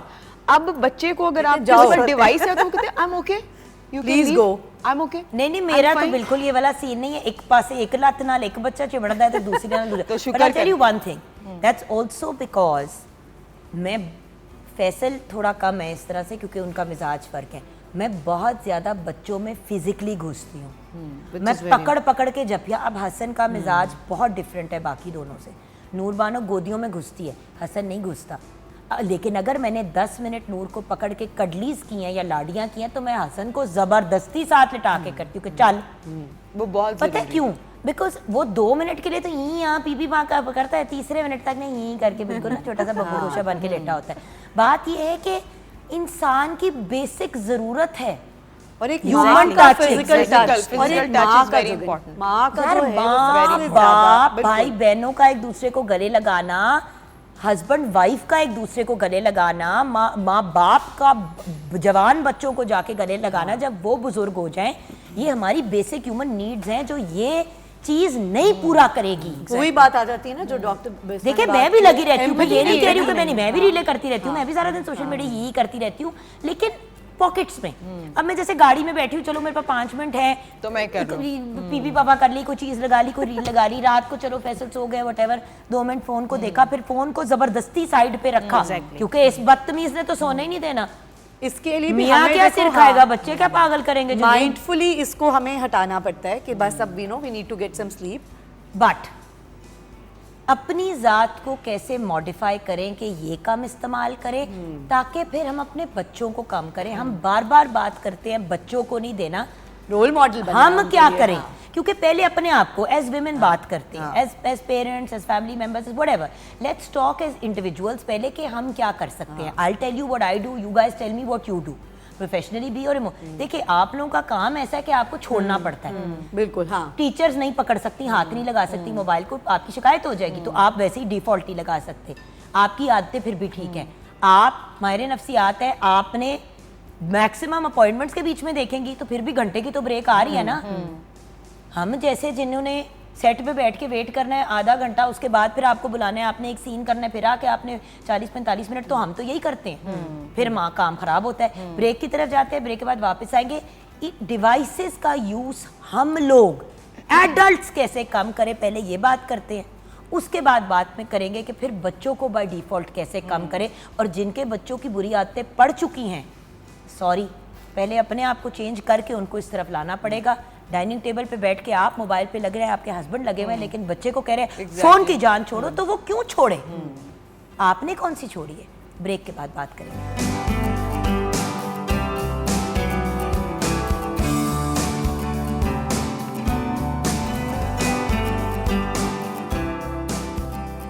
Welcome back from the break viewers. हम बातचीत कर रहे हैं ज़िंदगी के एक बहुत बड़े मसले की, जिसको हम गैजेट या डिवाइस कहते हैं जी, लेकिन बच्चों के पॉइंट ऑफ व्यू से पहले बड़ों के पॉइंट ऑफ व्यू से। बिल्कुल। गुल, मुझे ये बताओ कि आप डिवाइस का इस्तेमाल कैसे कम करती हो? फ़ोन हो गया, टैब हो गया, कंप्यूटर हो गया, टीवी हो गया, मैं सब की बात कर रही हूँ, अब सिर्फ फ़ोन नहीं।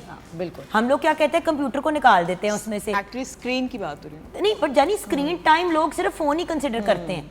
जब कुरेदो तो पता चलता है फ़ोन भी देखना है और अक्सर टीवी भी चल रहा है और नीचे फोन भी हो रहा है, यस, लैपटॉप भी हाथ में हो। जिनमें से मैं भी एक हूँ। जब मैं आर्टिकल्स लिखती थी, फिर मैंने लिखना इसलिए छोड़ दिया बिकॉज मैं पागल हो गई थी।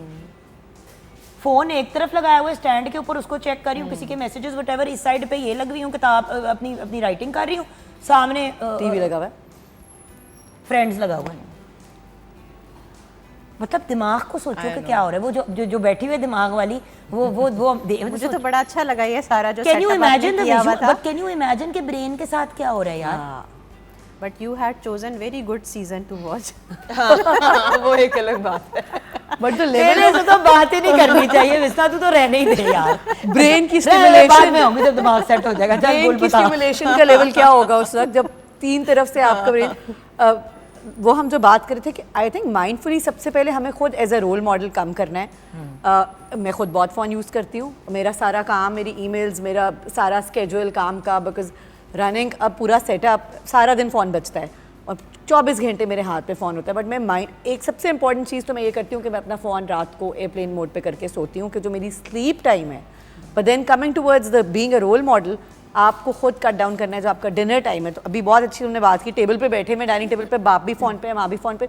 सो in my house is a rule, at least खाने के टेबल पे कोई फ़ोन नहीं ला सकता। और मेरा माई हस्बैंड अक्सर वो यही करता है कि फ़ोन पे हो जाता है। मैं कहती हूँ यार, अगर आप फ़ोन पे हो तो हाउ डू यू एक्सपेक्ट कि बच्चे ये कुछ करेंगे। सो सबसे पहले तो आपको खुद ये रूल्स फॉलो करने हैं, और एक जो रूल बना रहे हो फिर उसको अपने लिए पर भी इम्प्लीमेंट करो ना। आप ये नहीं कर सकते कि नहीं मैं देख सकता हूँ, बच्चे नहीं देख सकते। सो आपको खुद रोल मॉडल बनना है। यार आई रिमेंबर्स, मेरी बहन को किताब पढ़ने का बहुत शौक था। आपा was a Avid reader, is an avid reader. आपा हमेशा डाइनिंग टेबल पे अपनी बुक पढ़ते पढ़ते ना आ जाती थी, एन के पेनी में बुक पढ़ते हुए आके टेबल पे बैठ गई। फ़ौरन मेरी अम्मी घूम के कहती थी कि चिंकी किताब साइड पे रखो प्लीज। और वो कहती थी बट मामा मैं बीच में हूँ। किताब को भी मना किया जाता था। क्यों? कि भाई हम लोग एज अ फैमिली बैठे हुए टेबल क्वालिटी टाइम चलो अगर है, अब हाँ। गेम खेल लेते हैं, आई स्पाई खेल। सबसे पहले तो क्या हुआ क्या नहीं हुआ स्कूल में, क्लास, ये वो बच्चे आपको पता है पी मामा थोड़ी सी जवाब दे के बात खत्म कर देते हैं।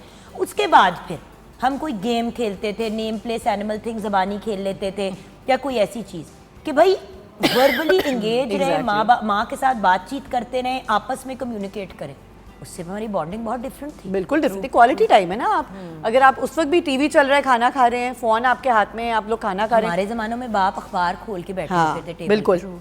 और बात ये है कि वहाँ से ये मसला ख़राब होना एग्जैक्टली। हाँ, सो बट आप अब अखबार- करती हैं अपने फ़ोन को एयरप्लेन मोड पे और क्या, और डाइनिंग टेबल पे नहीं यूज़ करते। बिल्कुल नहीं होता। आई थिंक इन केस जो हम बच्चों की बात गुल करें, सारा दिन गुजरता है, सिर्फ उसमें सोना और ये नहीं होता। आगे बताओ। नहीं आगे तो मैं बहुत, मैं सुबह आई एम क्या? एक्सेप्टिंग कि मैं बहुत यूज़ करती हूँ, बहुत यूज़ करती सुबह हूँ। उठते ही सबसे पहले फ़ोन चेक करती हो ना? नहीं, ये मैंने एक चेंज की अपनी लाइफ में। फ़ोन चेक नहीं करती मैं, सीधा उठती ही पहले जिम जाती हूँ, जिम से आके और उस टाइम पे भी मेरा फ़ोन नहीं यूज़ होता, बिकॉज आई रियलाइज़ कि थोड़ा सा मी टाइम भी ज़िंदगी में बहुत ज़रूरी है, उस वक्त भी फ़ोन बंद होता है। चलो इतना तो कर रही हाँ, हूँ। इतना कर रही हूँ मैं। आयशा भी बहुत ही कच्ची लग रही है इस वक्त। नहीं मुझे नहीं लगता है नहीं, बिल्कुल भी नहीं मैं कच्ची लग रही। मैं यही सोच रही हूँ कि मैं कम करती हूँ यूज़। मैं कैसे कम करती हूँ, उसकी रीज़न ये कि when you have lot of stuff to do ना, जो अदर देन गैजेटरी है, मतलब स्क्रीन टाइम उसमें नहीं है। आपको जिम जाना है ऑब्वियसली, आपको 3 घंटे की क्लास पढ़ानी है ऑब्वियसली, आपको लॉन्ड्री करनी है, आपको कुकिंग करनी है, आपको वॉक पे जाना है, ये सब मस्ट है। व्हेन ये मस्ट है तो फिर ऑब्वियसली ऑटोमेटिकली टाइम जो है वो खत्म हो गया। अब आप तकिए पे रात को लेटते हो तो फिर मुझे याद आना शुरू हो जाता है, अच्छा फलाने ने ये कहा था कि सोने से पहले फ़ोन नहीं देखना, उससे ये प्रॉब्लम होगी, नींद डिस्टर्ब होगी, स्लीप डिस्टर्ब होगी, तो ऑब्वियसली हेल्थ डिस्टर्ब होगी। और हेल्थ को इस एज में मेंटेन करना बहुत ज़रूरी है अगर आप फिट रहना चाहते हो। और उसमें सबसे पहले आपका स्लीप डिप्राइव होना नहीं आता कहीं पे भी, और सबसे ज़्यादा जो डिस्टर्ब होती है वो स्लीप ही होती है। अगर आप फोन पे हैं, फोन आपको सोने नहीं देगा, आप ऑब्वियसली आपकी डोपामिन रिलीज होती जा रही है और फोन आपको सोने नहीं देता। लेटते हो तो आपको याद आता था कि उसको भी जवाब देना था, उसको भी ये कहना था, बट या जरूरी है। पड़ता है। लेकिन यही बात है कि अगर आपके पास और बहुत सारे काम है तो आप ना चाहते हुए भी फोन यूज नहीं कर सकते। जब आप बैठोगे आपको लगता है मी टाइम में फोन ही क्यों चाहिए, मतलब मी टाइम तो कुछ और भी हो सकता था। जैसे मुझे स्टिचिंग का बहुत शौक है तो मैं कहती हूँ अच्छा मी टाइम है, आज ये वाली शर्ट काटनी है, आज इसका कुछ करना है। या मी टाइम में किसी को गार्डनिंग पसंद है तो वो अपने गमला लेके बैठ जाता है अंदर। मतलब आप मी टाइम कुछ और भी तो कर सकते हो ना, उसमें ज़रूरी फ़ोन ही क्यों है। लेकिन मैं ये समझती हूँ, आई बिलीव कि जैसे आप हैं, आपका सोशल सर्कल ऑब्वियसली बहुत बड़ा होगा, आप हो, आप प्रोफेशनल हो, आपको फ़ोन की ज़रूरत है तो यूज़ करना पड़ेगा। लेकिन आपने अपने आप को खुद ड्राइव करना है। देखो ये आपकी अपनी ज़रूरत जंग भी- है। एक सेकंड, बहुत से लोग कहते हैं कि यार ये तो एक बेसिक ज़रूरत है, गाड़ी होनी चाहिए। सॉरी, साइकिल पे भी गुजारा निकल सकता है, अपने पैरों पे भी निकल सकता है। तो ज़रूरतें भी हम खुद क्रिएट बिल्कुल करते हैं।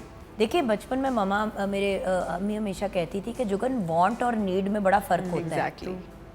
आपको चाहिए क्या और आपकी ज़रूरत क्या है, दोनों में बड़ा फ़र्क है। ये मेरी ज़रूरत नहीं है, लेकिन हमने इसको ज़रूरत बना ली है। मैंने इसको अपनी ज़रूरत बना ली है। हमने बना उसी लिया तरह सबने, जिस तरह 15 नए जूते और हर महीने 10 हर नए साल बैग। और हर महीने दो नए सूट, 5 नए सूट और नए बैग, ज़रूरत नहीं है, ज़रूरत नहीं है वो मेरी। वो तो सर पे वो छत want मेरी है। ज़रूरत हाँ, है, वो want है। लेकिन 15 करोड़ का घर मेरी ज़रूरत नहीं है। जैसे दिन में 10 दफा खाना जरूरत नहीं है, आपकी जरूरत नहीं है ना, वो तो आपकी वांट है। आप बार बार खाते हो, बार बार प्लेजर मिलता है, आप फिर और ज्यादा खाते हो। आपको एक रोटी खानी है, आपकी उसकी जगह 6 खा रहे हो, तो you are growing your stomach, वो आपका वांट बन जाता है, वो नीड थोड़ी रह जाती है। नीड तो वही है, दिन में 1 दफा खा के भी आप जिंदा तो तब भी रहोगे। तो मतलब आपने उसको वांट बना लिया ना, वो जरूरत खत्म हो गई है, वो वांट बन गया। अच्छा, मुझे पता है हंसी किस बात पे आती है भी, इवन दो हम जब लाइव शो में भी होते हैं तो 90% लोग भी अपने फोन को ही यूज हाँ कर जी, रहे थे। अभी भी आप तीनों ने यही किया अभी था। भी इर्द गिर्द मैं यही देख रही हूँ, कहीं फोन गिर रहा है तो कहीं किसी के हाथ में फोन है तो किसी का फोन बज रहा है। और हमेशा सेट पे आते ही मैं कहती हूँ phone silent and please side पे रख दें। इसलिए मैं कहूंगी मैं सच बोल रही हूँ, मैं नहीं करती हूँ, मेरे पास है भी नहीं। मैं तो करती हूँ हाँ, शो के दौरान। मैंने तो खुद एडमिट किया सबसे पहले कि मैं खुद कल्प्रेट हूँ इस चीज़ की। चल बिस्मा, तू भी सच बोल दे हम भी सच बोल रहे डॉक्टरी साइड पे छोड़ दे, आज सच ही बोली। मैं सच ही बोलती हूँ। बड़ा आज आपने नीला आईलाइनर लगाया ना, उसके साथ सच नहीं बोलते। अच्छा Jugan, if I talk about my personal experience, तो being a professional obviously you have to get connected at different times with people, but मुझे personally फ़ोन ज़रूरत के बगैर यूज़ करना अच्छा नहीं लगता। उसके लिए सबसे इम्पॉर्टेंट चीज़ जो मैं सजेस्ट करूँगी लोगों को वो ये कि आप अपनी हर एक चीज़ फ़ोन में इंस्टॉल मत करें। Don't install your emails on your phone. ये प्रोफेशनल होते हुए कहना बड़ा मुश्किल है क्योंकि आपको किसी वक्त भी ईमेल आती है, लेकिन आप कॉन्स्टेंटली स्टक रहते हो उस चीज़ के ऊपर। Okay fine, I have got it, मुझे इसको रिप्लाई भी करना है, आपका स्क्रीन टाइम भी बढ़ रहा है, आपकी एनर्जी भी लग रही है। कुछ चीज़ें आप लिमिट कर लें अपने फ़ोन पे। अच्छा, मैं मज़े की बात बताऊँ, मेरी सोच ये है कि फ़ोन में आपको इंस्टाग्राम, फेसबुक ये चीज़ें ना रखें, एग्जैक्टली ईमेल और सिर्फ जो अर्जेंट व्हाट्सएप पे आपकी चीज़ें हैं वो आप रखें। क्योंकि होता पता है क्या है, ये जो सोशल मीडिया ही हमें फ़ोन पे रखता है, ईमेल नहीं रखती। ईमेल आई सीधी बात है यार, इसमें मुझे भी आती, क्योंकि मेरी भी कनाडा बाहर से भी आती हैं, यहाँ से भी होती हैं, हमजा भी जा रहा है, मेरी अपनी भी पढ़ाई शुरू होने वाली है अगस्त में। तो मैं पता है क्या करती हूँ, मैंने देखा ईमेल आई हुई है, मैंने ये देखा अच्छा ये उस तरह से काम से रिलेटेड नहीं है, अभी जंक मेल है, साइड पे कर दी। जब आप इंस्टाग्राम और फेसबुक पे लगे होते हैं 24 घंटे, स्नैपचैट एक नया अजाब, नया तो नहीं खैर पुराना अजाब है। स्नैपचैट पे भाई अगर स्ट्रीक शुरू हो गई है तो शुरू हो गई है, बस अब आपने अपेरेंटली आप कंसिस्टेंटली आपने उसको लाइव रखना होता है। सबसे बड़ा अजाब तो रील्स है। अब ये कहीं पे Never लिखा तो ending नहीं हुआ reels. ना कि स्ट्रीक जो है उसको अलाइव रखना है। It is what is in here, कि हमने अपनी प्रायोरिटी सेट की हुई है, वो वाली जो होनी नहीं यार चाहिए। मैं बड़ी शौकी थी ना, मैं इंस्टाग्राम को खास यूज़ करती थी, बस फेसबुक पे थोड़ा बहुत होती थी। इंस्टाग्राम पे एक्टिव हुई हूँ, 1 मिलियन हिट करने वाले हैं मेरे फॉलोअर्स। लेकिन नहीं, बट व्हाट्स द पॉइंट, मैं अक्सर ये सोचती हूँ। मुझे भी टीम कह रही थी कि हम क्या करेंगे जब 1 मिलियन पे जाएंगे आपके इंस्टाग्राम के फॉलोअर्स, और देखे ना आप एक्टिव हुई हैं तो चल पड़ी हैं चीज़ें। बात ये है कि एक्टिव होने का मतलब है अपनी ज़िंदगी दे दो इंस्टाग्राम को और फेसबुक को।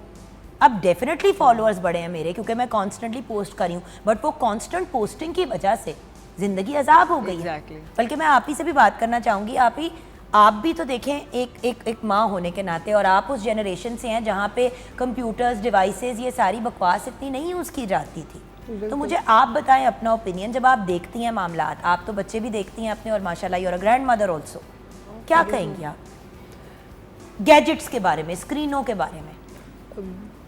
कान, आँख, हर चीज़ मुतासर हो रही है। मेरी तो अपनी आंखें इतनी कमज़ोर हो गई। एक और कल्प्रिट पकड़ लिया जोगिन। तो मतलब आपने नहीं है, कुछ लेकिन और वो कहना था, क्या करती हैं आप? आपने तो कहना था कि हाँ ये थी मेरी खुद आंखें खराब हो, बट आप ही वही तो बात है। अबाउट 20 years ago आप और मैं सोच सकते थे, या हम लोग सोच सकते थे कि हम सारा टाइम किसी डिवाइस पे लगे रहेंगे? आसान थी जिंदगी, बहुत ही आसान थी। अब हमने बहुत मुश्किल हमारा कोई ड्रामा या कोई शो या कोई चीज होती थी, और उस वक्त आप शो भी एक टाइम पे देखते थे 20 साल पहले। बिल्कुल। अब तो आपने शो देखना है, आपने जिस टाइम भी उसको लगाया, चाहे Amazon, Netflix, व्हाटएवर, जो भी पीटीवी का भी हमारा अपना एक है, आपने जब देखना है आपने उसको लगाया, आपने देख लिया। अब आप इस चीज के मोहताज नहीं है कि भाई 7 से 8 बजे ही देखना है, जिसकी वजह से सारा दिन हम पागल हुए हुए। आई रिमेम्बर बचपन में 9 बजे खबरें लगती थी, उसके बाद खत्म, कुछ नहीं आता था। आप ही कितना मजा आता था जब ड्रामा बंदा हर हफ्ते देखता था, और सारे मिलके बैठ के देखते थे। उसके बाद जो है ना, अम्मी अब्बू ने रिमोट ले आपका टाइम पोस्ट कमेंट्स भी होते और अब पूरा का पूरा ड्रामा आप 2 रातों में बैठ के देख लेते हैं, क्योंकि वो यूट्यूब पे मिल जाता है आपको। तो ये जिसको हम आसानी सोच रहे हैं, वो एक्चुअली हमारी ज़िंदगी को बहुत मुतासिर कर रहा है। और व्यूअर्स, आपने कभी नोट किया हमने कितनी बकवास देखनी शुरू कर दी है? हम वो ड्रामे, वो शोज भी देखते हैं जिनमें हमें कोई इंटरेस्ट नहीं होता कि चलो पीछे चल तो रहा है बैकग्राउंड म्यूजिक। बैकग्राउंड म्यूजिक को खुद आ रहा, सुनना है तो म्यूजिक ही सुन लो, कम से कम वो रूह की ग़िज़ा तो है। एनीवे, ब्रेक की तरफ चलते हैं।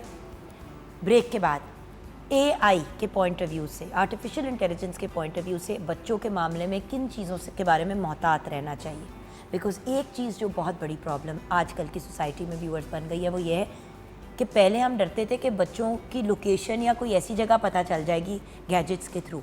अब तो बच्चे का बेडरूम, बच्चे का बाथरूम, बच्चे की एक एक चीज़ जो है थ्रू AI अगले बंदे को इन्फॉर्मेशन मिल जाती है, जिसकी वजह से बहुत डेंजरस सिचुएशंस क्रिएट हो रही हैं। ब्रेक के बाद बात करेंगे।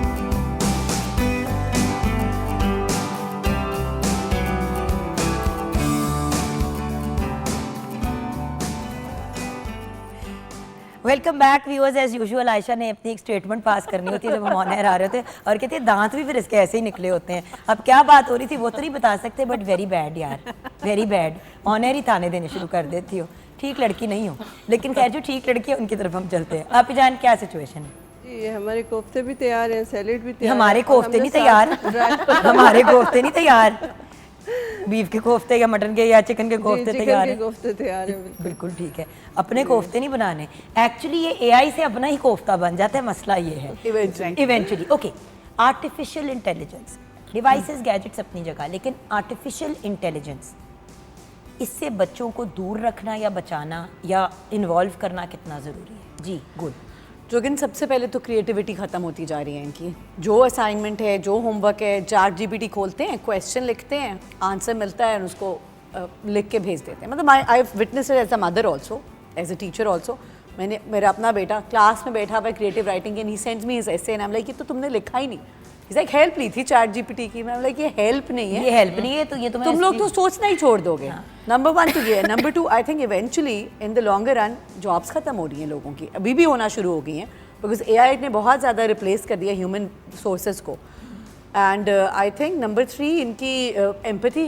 आपने भी ये बात की कि बहुत सोशल स्किल्स एंड एम्पैथी ख़त्म होती जा रही है, बिकॉज हर चीज़ एक रोबोटिक तरीके से लेके ये बच्चे चलना शुरू हो गए हैं आगे। सो इन द लॉन्ग रन ये बहुत सोशल रिलेशनशिप्स पे बहुत इसका इम्पैक्ट होगा। बिल्कुल सही। देखे ना, इंसानों के साथ ताल्लुक़, मैं बड़े देर से, अब काफ़ी दिनों से आप लोगों के साथ ये बात भी और शेयर कर रही हूँ। कोई चीज़ होती है आपके जहन में आती है, आपका दिल चाहता है उसको रिटरेट करें। ज़िंदगी में सबसे कीमती चीज़ जो हम गेन करते हैं, बनाते हैं, जो हमारा एसेट होता है, वो ताल्लुक़ होते हैं, रिलेशनशिप्स। हम बच्चों के ताल्लुकात बनने ही नहीं दे रहे, और जब उनके ताल्लुक़ छोटी उम्र पे नहीं बनेंगे तो बड़े होके भी नहीं होंगे। और आइसोलेटेड इंसान एक बहुत डिप्रेस्ड, अकेला और कंफ्यूज्ड इंडिविजुअल होता है। जी आयशा जी शान बताइए। मुझे ये लगता है कि जो एक है जो आर्टिफिशियल, अगर वो है ही आर्टिफिशियल, तो वो आप बच्चों को ग्रूम तो नहीं कर सकता ना, उनकी पर्सनालिटी तो नहीं बना सकता, उनको सच और झूठ का फ़र्क तो नहीं बता सकता जब वो है ही आर्टिफिशियल। तो बात तो बच्चा तो हमारी प्रोडक्ट है ना, हमने उसको सीधा करना है, एआई ने तो उसको सीधा नहीं करना। तो एआई पे आप उतना ही रिलाई करें जहाँ से आपको हेल्प मिल रही है। एज पेरेंट अगर आप ये हेल्प ले सकते हैं कि एक वर्कशीट आपने अपने बच्चे के लिए बनानी है, तो आप प्रॉम्प्ट लिख सकते हो कि जी मुझे ये वर्कशीट दे दे, और आप उससे ये हेल्प काफ़ी है। रादर कि आप बच्चे को उसके ऊपर लगा दो कि वो खुद ही अपने आप को बनाना शुरू कर दे लड़की से, मतलब व्हाटएवर जो भी है, एआई को आपने कैसे यूज करना है। वो जब पेरेंट इन्वॉल्व नहीं है तो कुछ नहीं हो सकता। एक बात, और उसके साथ देखो कितनी नेगेटिव बच्चों के दिमाग की प्रोग्रामिंग कर रहे हैं। अब वो एआई को देख के, एआई उनसे ज़्यादा अक्लमंद भी है, एग्जैक्टली, कोई भी वो बात कह दे एआई उससे फिर भी ज़्यादा स्मार्ट है, क्योंकि ऑब्वियसली दुनिया जहान की नॉलेज उसके अंदर है। अच्छा, दूसरी प्रॉब्लम अपीयरेंसेस देखो, तो एआई से जो ये लोग अब बंदे बनाना शुरू हो गए हैं और रीले भी बनना शुरू हो गए, अब वो एआई जो है वो असल इंसान से तो कई गुना ज़्यादा खूबसूरत होती है। आपने अगर कोई वीडियो भी बनानी है तो थ्रू आर्टिफिशियल इंटेलिजेंस आप अपनी लुक्स को इन्हांस कर देते हैं। बच्चे अपनी ज़ात से इतने डिससेटिस्फाइड हैं, कॉम्प्लेक्सेस डेवलप हो गए यार। गुल, पहले होता था कोई एक बच्चा कहता था कि मेरा वेट ज़्यादा है, मेरी मम्मा कहती है ये वो। अब तो हर बच्चा एक सर्टेन साइज, एक सर्टेन डिब्बे में फिट होना चाहता है। और मुझे लगता है कि ये सब चीजें जो है ये डिल्यूजन क्रिएट कर रही हैं। आप अपने से, आपकी अपनी जो सेल्फ अवेयरनेस है, कह रहा है कि am I fat, exactly role model AI बनता जा रहा है ना आपके सामने भाई, तू इमेजेस खेल, ऐसी तू आ रही कूद, हैं। तू एंजॉय कर। एग्जैक्टली, पहले हम ये जब अपने आप को खुद क्रिएट कर सकते हैं तो कौन ये पसंद करेगा कि वो अपने आप को अच्छा क्रिएट ना करे। तो फिर इसका मतलब तो ये हुआ कि आप हकीकत से दूर हो गए। तो हम क्या अपने बच्चों को ये तो नहीं सिखा रहे कि रियलिटी क्या है।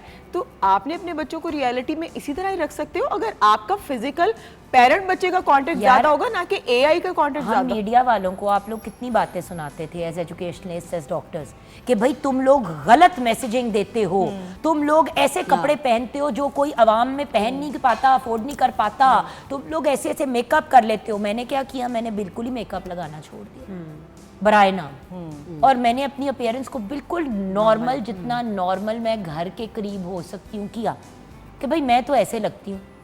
अब अगर तस्वीरें और फोटोशूट्स होती हैं और उसमें ग्लैमर का एलिमेंट ऐड किया जाता है तो वो ग्लैमर है, वो असलियत नहीं है।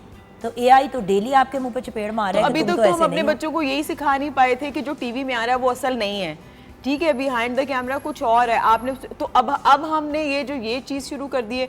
तो अगर हमने इससे अपने आप को दूर रखा और बच्चों को ज़्यादा, तो फिर बच्चे हमारे, एक टाइम वो आएगा कि एआई हमारे बच्चों को कंट्रोल करना शुरू कर देगा, जो कि आप खुद उसके कॉन्सिक्वेंसेस देखी भी है कि रोबोट्स और कंप्यूटर्स ने टेक ओवर कर लिया और इंसानों की कोई वर्थ नहीं रही। तो भाई आप इंसानों को खुद ही गुलाम बना रहे कंप्यूटर्स और डिवाइसेस का। वही रोबोटिक्स जिनके बारे में आज हम कह रहे हैं वाओ क्या बात है, वही रोबोटिक्स जब वही कंप्यूटर्स और वही रोबोट्स आपकी ज़िंदगी को पूरी तरह टेक ओवर कर लेंगे, तब ये वाली बातें याद आएंगी और कहीं सोशल मीडिया पे ढूंढ के आप कहेंगे यार ये लोग बात तो सही कह रहे थे। तो चीज़ को जितना आप खुद काबू में ला सकते हैं लेके आए।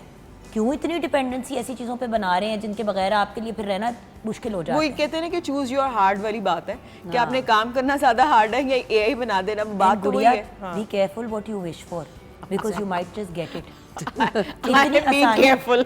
तो वही है ना, इतनी आसानियां जब आप अपने लिए क्रिएट exactly. करोगे तो उन आसानियों के साथ जो मसाइल हैं फिर वो जी, आप नहीं बिल्कुल, भुगतने हैं। जी, बिल्कुल। जी डॉक्टर साहिबा, आज की गुफ्तगू को कंक्लूड करते हैं। हाँ जुगन, आज से 20 साल पहले जो टेक्नोलॉजी थी उससे और आज की टेक्नोलॉजी में ज़मीन आसमान का फ़र्क है, और अगले 20 साल में आने वाली टेक्नोलॉजी जो है वो इससे भी ज़्यादा एडवांस्ड होगी। सो वी जस्ट होप कि वो चीज़ें जो हैं वो इतनी हम पे अफेक्ट ना करें, बट जितने इफ़ेक्ट्स हम पे प्रोड्यूस हो चुके हुए हैं these are not going in the right direction और अ गुड डायरेक्शन। मेरा भी एकेडेमिया से ताल्लुक़ है, लेकिन मैं बच्चों की बजाय एडल्ट यूनिवर्सिटी स्टूडेंट्स के साथ आप हूं, तो वो कॉन्सिक्वेंसेज देखते हो ना जिनके लिए ये Definitely. दोनों लड़कियां तैयार करती हैं। मेरा ख्याल है कि सबसे पहली चीज़ जो आर्टिफिशियल इंटेलिजेंस की वजह से बच्चों में या लड़कियों में लड़कों में मैं देखी वो कि उनका जो व्हाट्सएप का या फेसबुक का डीपी है वो वर्जन उन्होंने चूज़ किया हुआ है जो कि आर्टिफिशियल इंटेलिजेंस ने उनको बना के दिया, and that is very pretty. they look like they think that we should look like this but they don't। हमने अपने आप से मोहब्बत करना छोड़ दी हुई, हमने अपने आप को एक्सेप्ट करना छोड़ दिया हुआ है। तो ये सबसे बड़ा ड्रॉबैक है कि आप सेल्फ ब्लेमिंग में जा रहे हैं, आपकी अपनी जो अपने आप से एक उन्स है वो ख़त्म हो गया है और आप अपने आप को डिसओन करना शुरू कर देते हैं। तो जब एक पर्सन अपने आप से ही डिसओनिंग पोजीशन में आ जाएगा वो दुनिया को कैसे ओन करेगा? Other than the effects what these pretty ladies told about के क्रिएटिविटी भी इफेक्ट होती है and all that. So I guess इसको जितना हम ओवरकम करने की कोशिश करें, अपने आप को एक्सेप्ट करें बजाय ये कि ये हमारी ज़िंदगी को अपनी डायरेक्शन में लेके जाए, हमें इसको कंट्रोल करना है, and that is very much needed right from today, not in the coming years. Otherwise बहुत नेगेटिव कॉन्सिक्वेंसेस फेस करने पड़ सकते हैं और कर भी रहे हैं। व्यूअर्स, अक्सर बच्चे किसी ऐसे इंसान से मिलना शुरू कर देते हैं, आप कहते हैं ये क्यों हुआ, हाय अल्लाह हमारी बच्ची को किसी ने बेवकूफ़ बना लिया। क्योंकि अब तो इतनी ज़्यादा एआई एडवांस हो गई है। आयशा, जैसे मैं आपको कह रही थी शो शुरू करने से पहले जब हम गप लगा रही थी दोनों बहनें, कि यार अब तो लिटरली आप किसी एक और इंसान से पूरी, जिसको कैट फिशिंग भी कहते हैं, पूरी गुफ्तगू बातचीत ये वो, हम जैसों को इसका इतना नेगेटिव इफेक्ट नहीं आता जितना छोटी 12-13 साल की बच्ची को या 11 साल के लड़के को अगर कोई पुट्ठी मत दे रहा है, कोई सहेली बन गई है एआई की, वो कोई आदमी ही उसको बना के बैठा हुआ है, आवाज़ भी जनानी है, बातचीत भी हो रही है, गुफ्तगुएँ भी हो रही हैं। अब तो आप आवाज़ ऑल्टर कर सकते हैं, अपनी ही अपीयरेंस को रीमॉडिफाई कर सकते हैं। सो बात यह है कि we have to be careful, और उसके लिए जब तक हम एज एडल्ट जिम्मेदारी नहीं लेंगे तो किसी ने कहीं से अपनी कब्र से निकल के नहीं मामला ठीक कराने। I am sorry, you have to be careful, you have to be vigilant. मुझे भी होना है, यहाँ पे जो सारी प्यारी प्यारी लड़कियाँ हैं उनको भी होना है, और अल्टीमेटली वही चीज़ है, पहले अपनी ज़ात को ठीक करो फिर बच्चों से उम्मीद रखो। बच्चे चाहे 40 साल के भी हो जाएं, वो अपने 60-70 साल के माँ बाप को ही देखते हैं एज रोल मॉडल, हम कितने भी बड़े हो जाएं। So we have to remain vigilant, and याद रखें इन चीज़ों के झांसे में नहीं आना। ये उतनी ज़रूरी ज़रूरी जितनी जिसके लिए इसको बनाया गया था, इसका गलत इस्तेमाल हम कर रहे हैं। कभी भी किसी मोबाइल वाले से बात करो, स्टीव जॉब्स क्या कहता था, मैं अपने बच्चों को भी कभी मोबाइल ना दूं, और इतनी एज से पहले नहीं, बिल गेट्स भी यही बातें करते हैं, उन्होंने ही बनाया, वो तो नहीं यूज़ करने देते इस तरह से। वही वाली बात है, आप गन एक 3 साल के बच्चे के हाथ में नहीं देंगे क्योंकि वो चल जाएगी अगर वो लोडेड गन है तो उसी तरह वही गन जो आपको प्रोटेक्ट करने के लिए पुलिस या डिफरेंट लोग इस्तेमाल करते हैं, वही गन आपकी जान ले सकती है। उसी तरह इन डिवाइसेस को एक जानलेवा चीज़ ना बनाएं जिससे ज़िंदगियाँ, इमोशंस और फिज़िकल और इमोशनल हेल्थ मुतासर हो। इसी नोट पे आज के शो को क्लोज़ करेंगे, इस दुआ के साथ कि हमारी बात कहीं आपके दिल दिमाग में लग गई हो। गर्ल्स, आपका भी शुक्रिया, आपी जान आपका भी बहुत बहुत शुक्रिया। अपना ख्याल रखिएगा viewers, have a lovely weekend. ज़िंदगी रही तो फिर मुलाकात होगी। खुदा हाफिज़।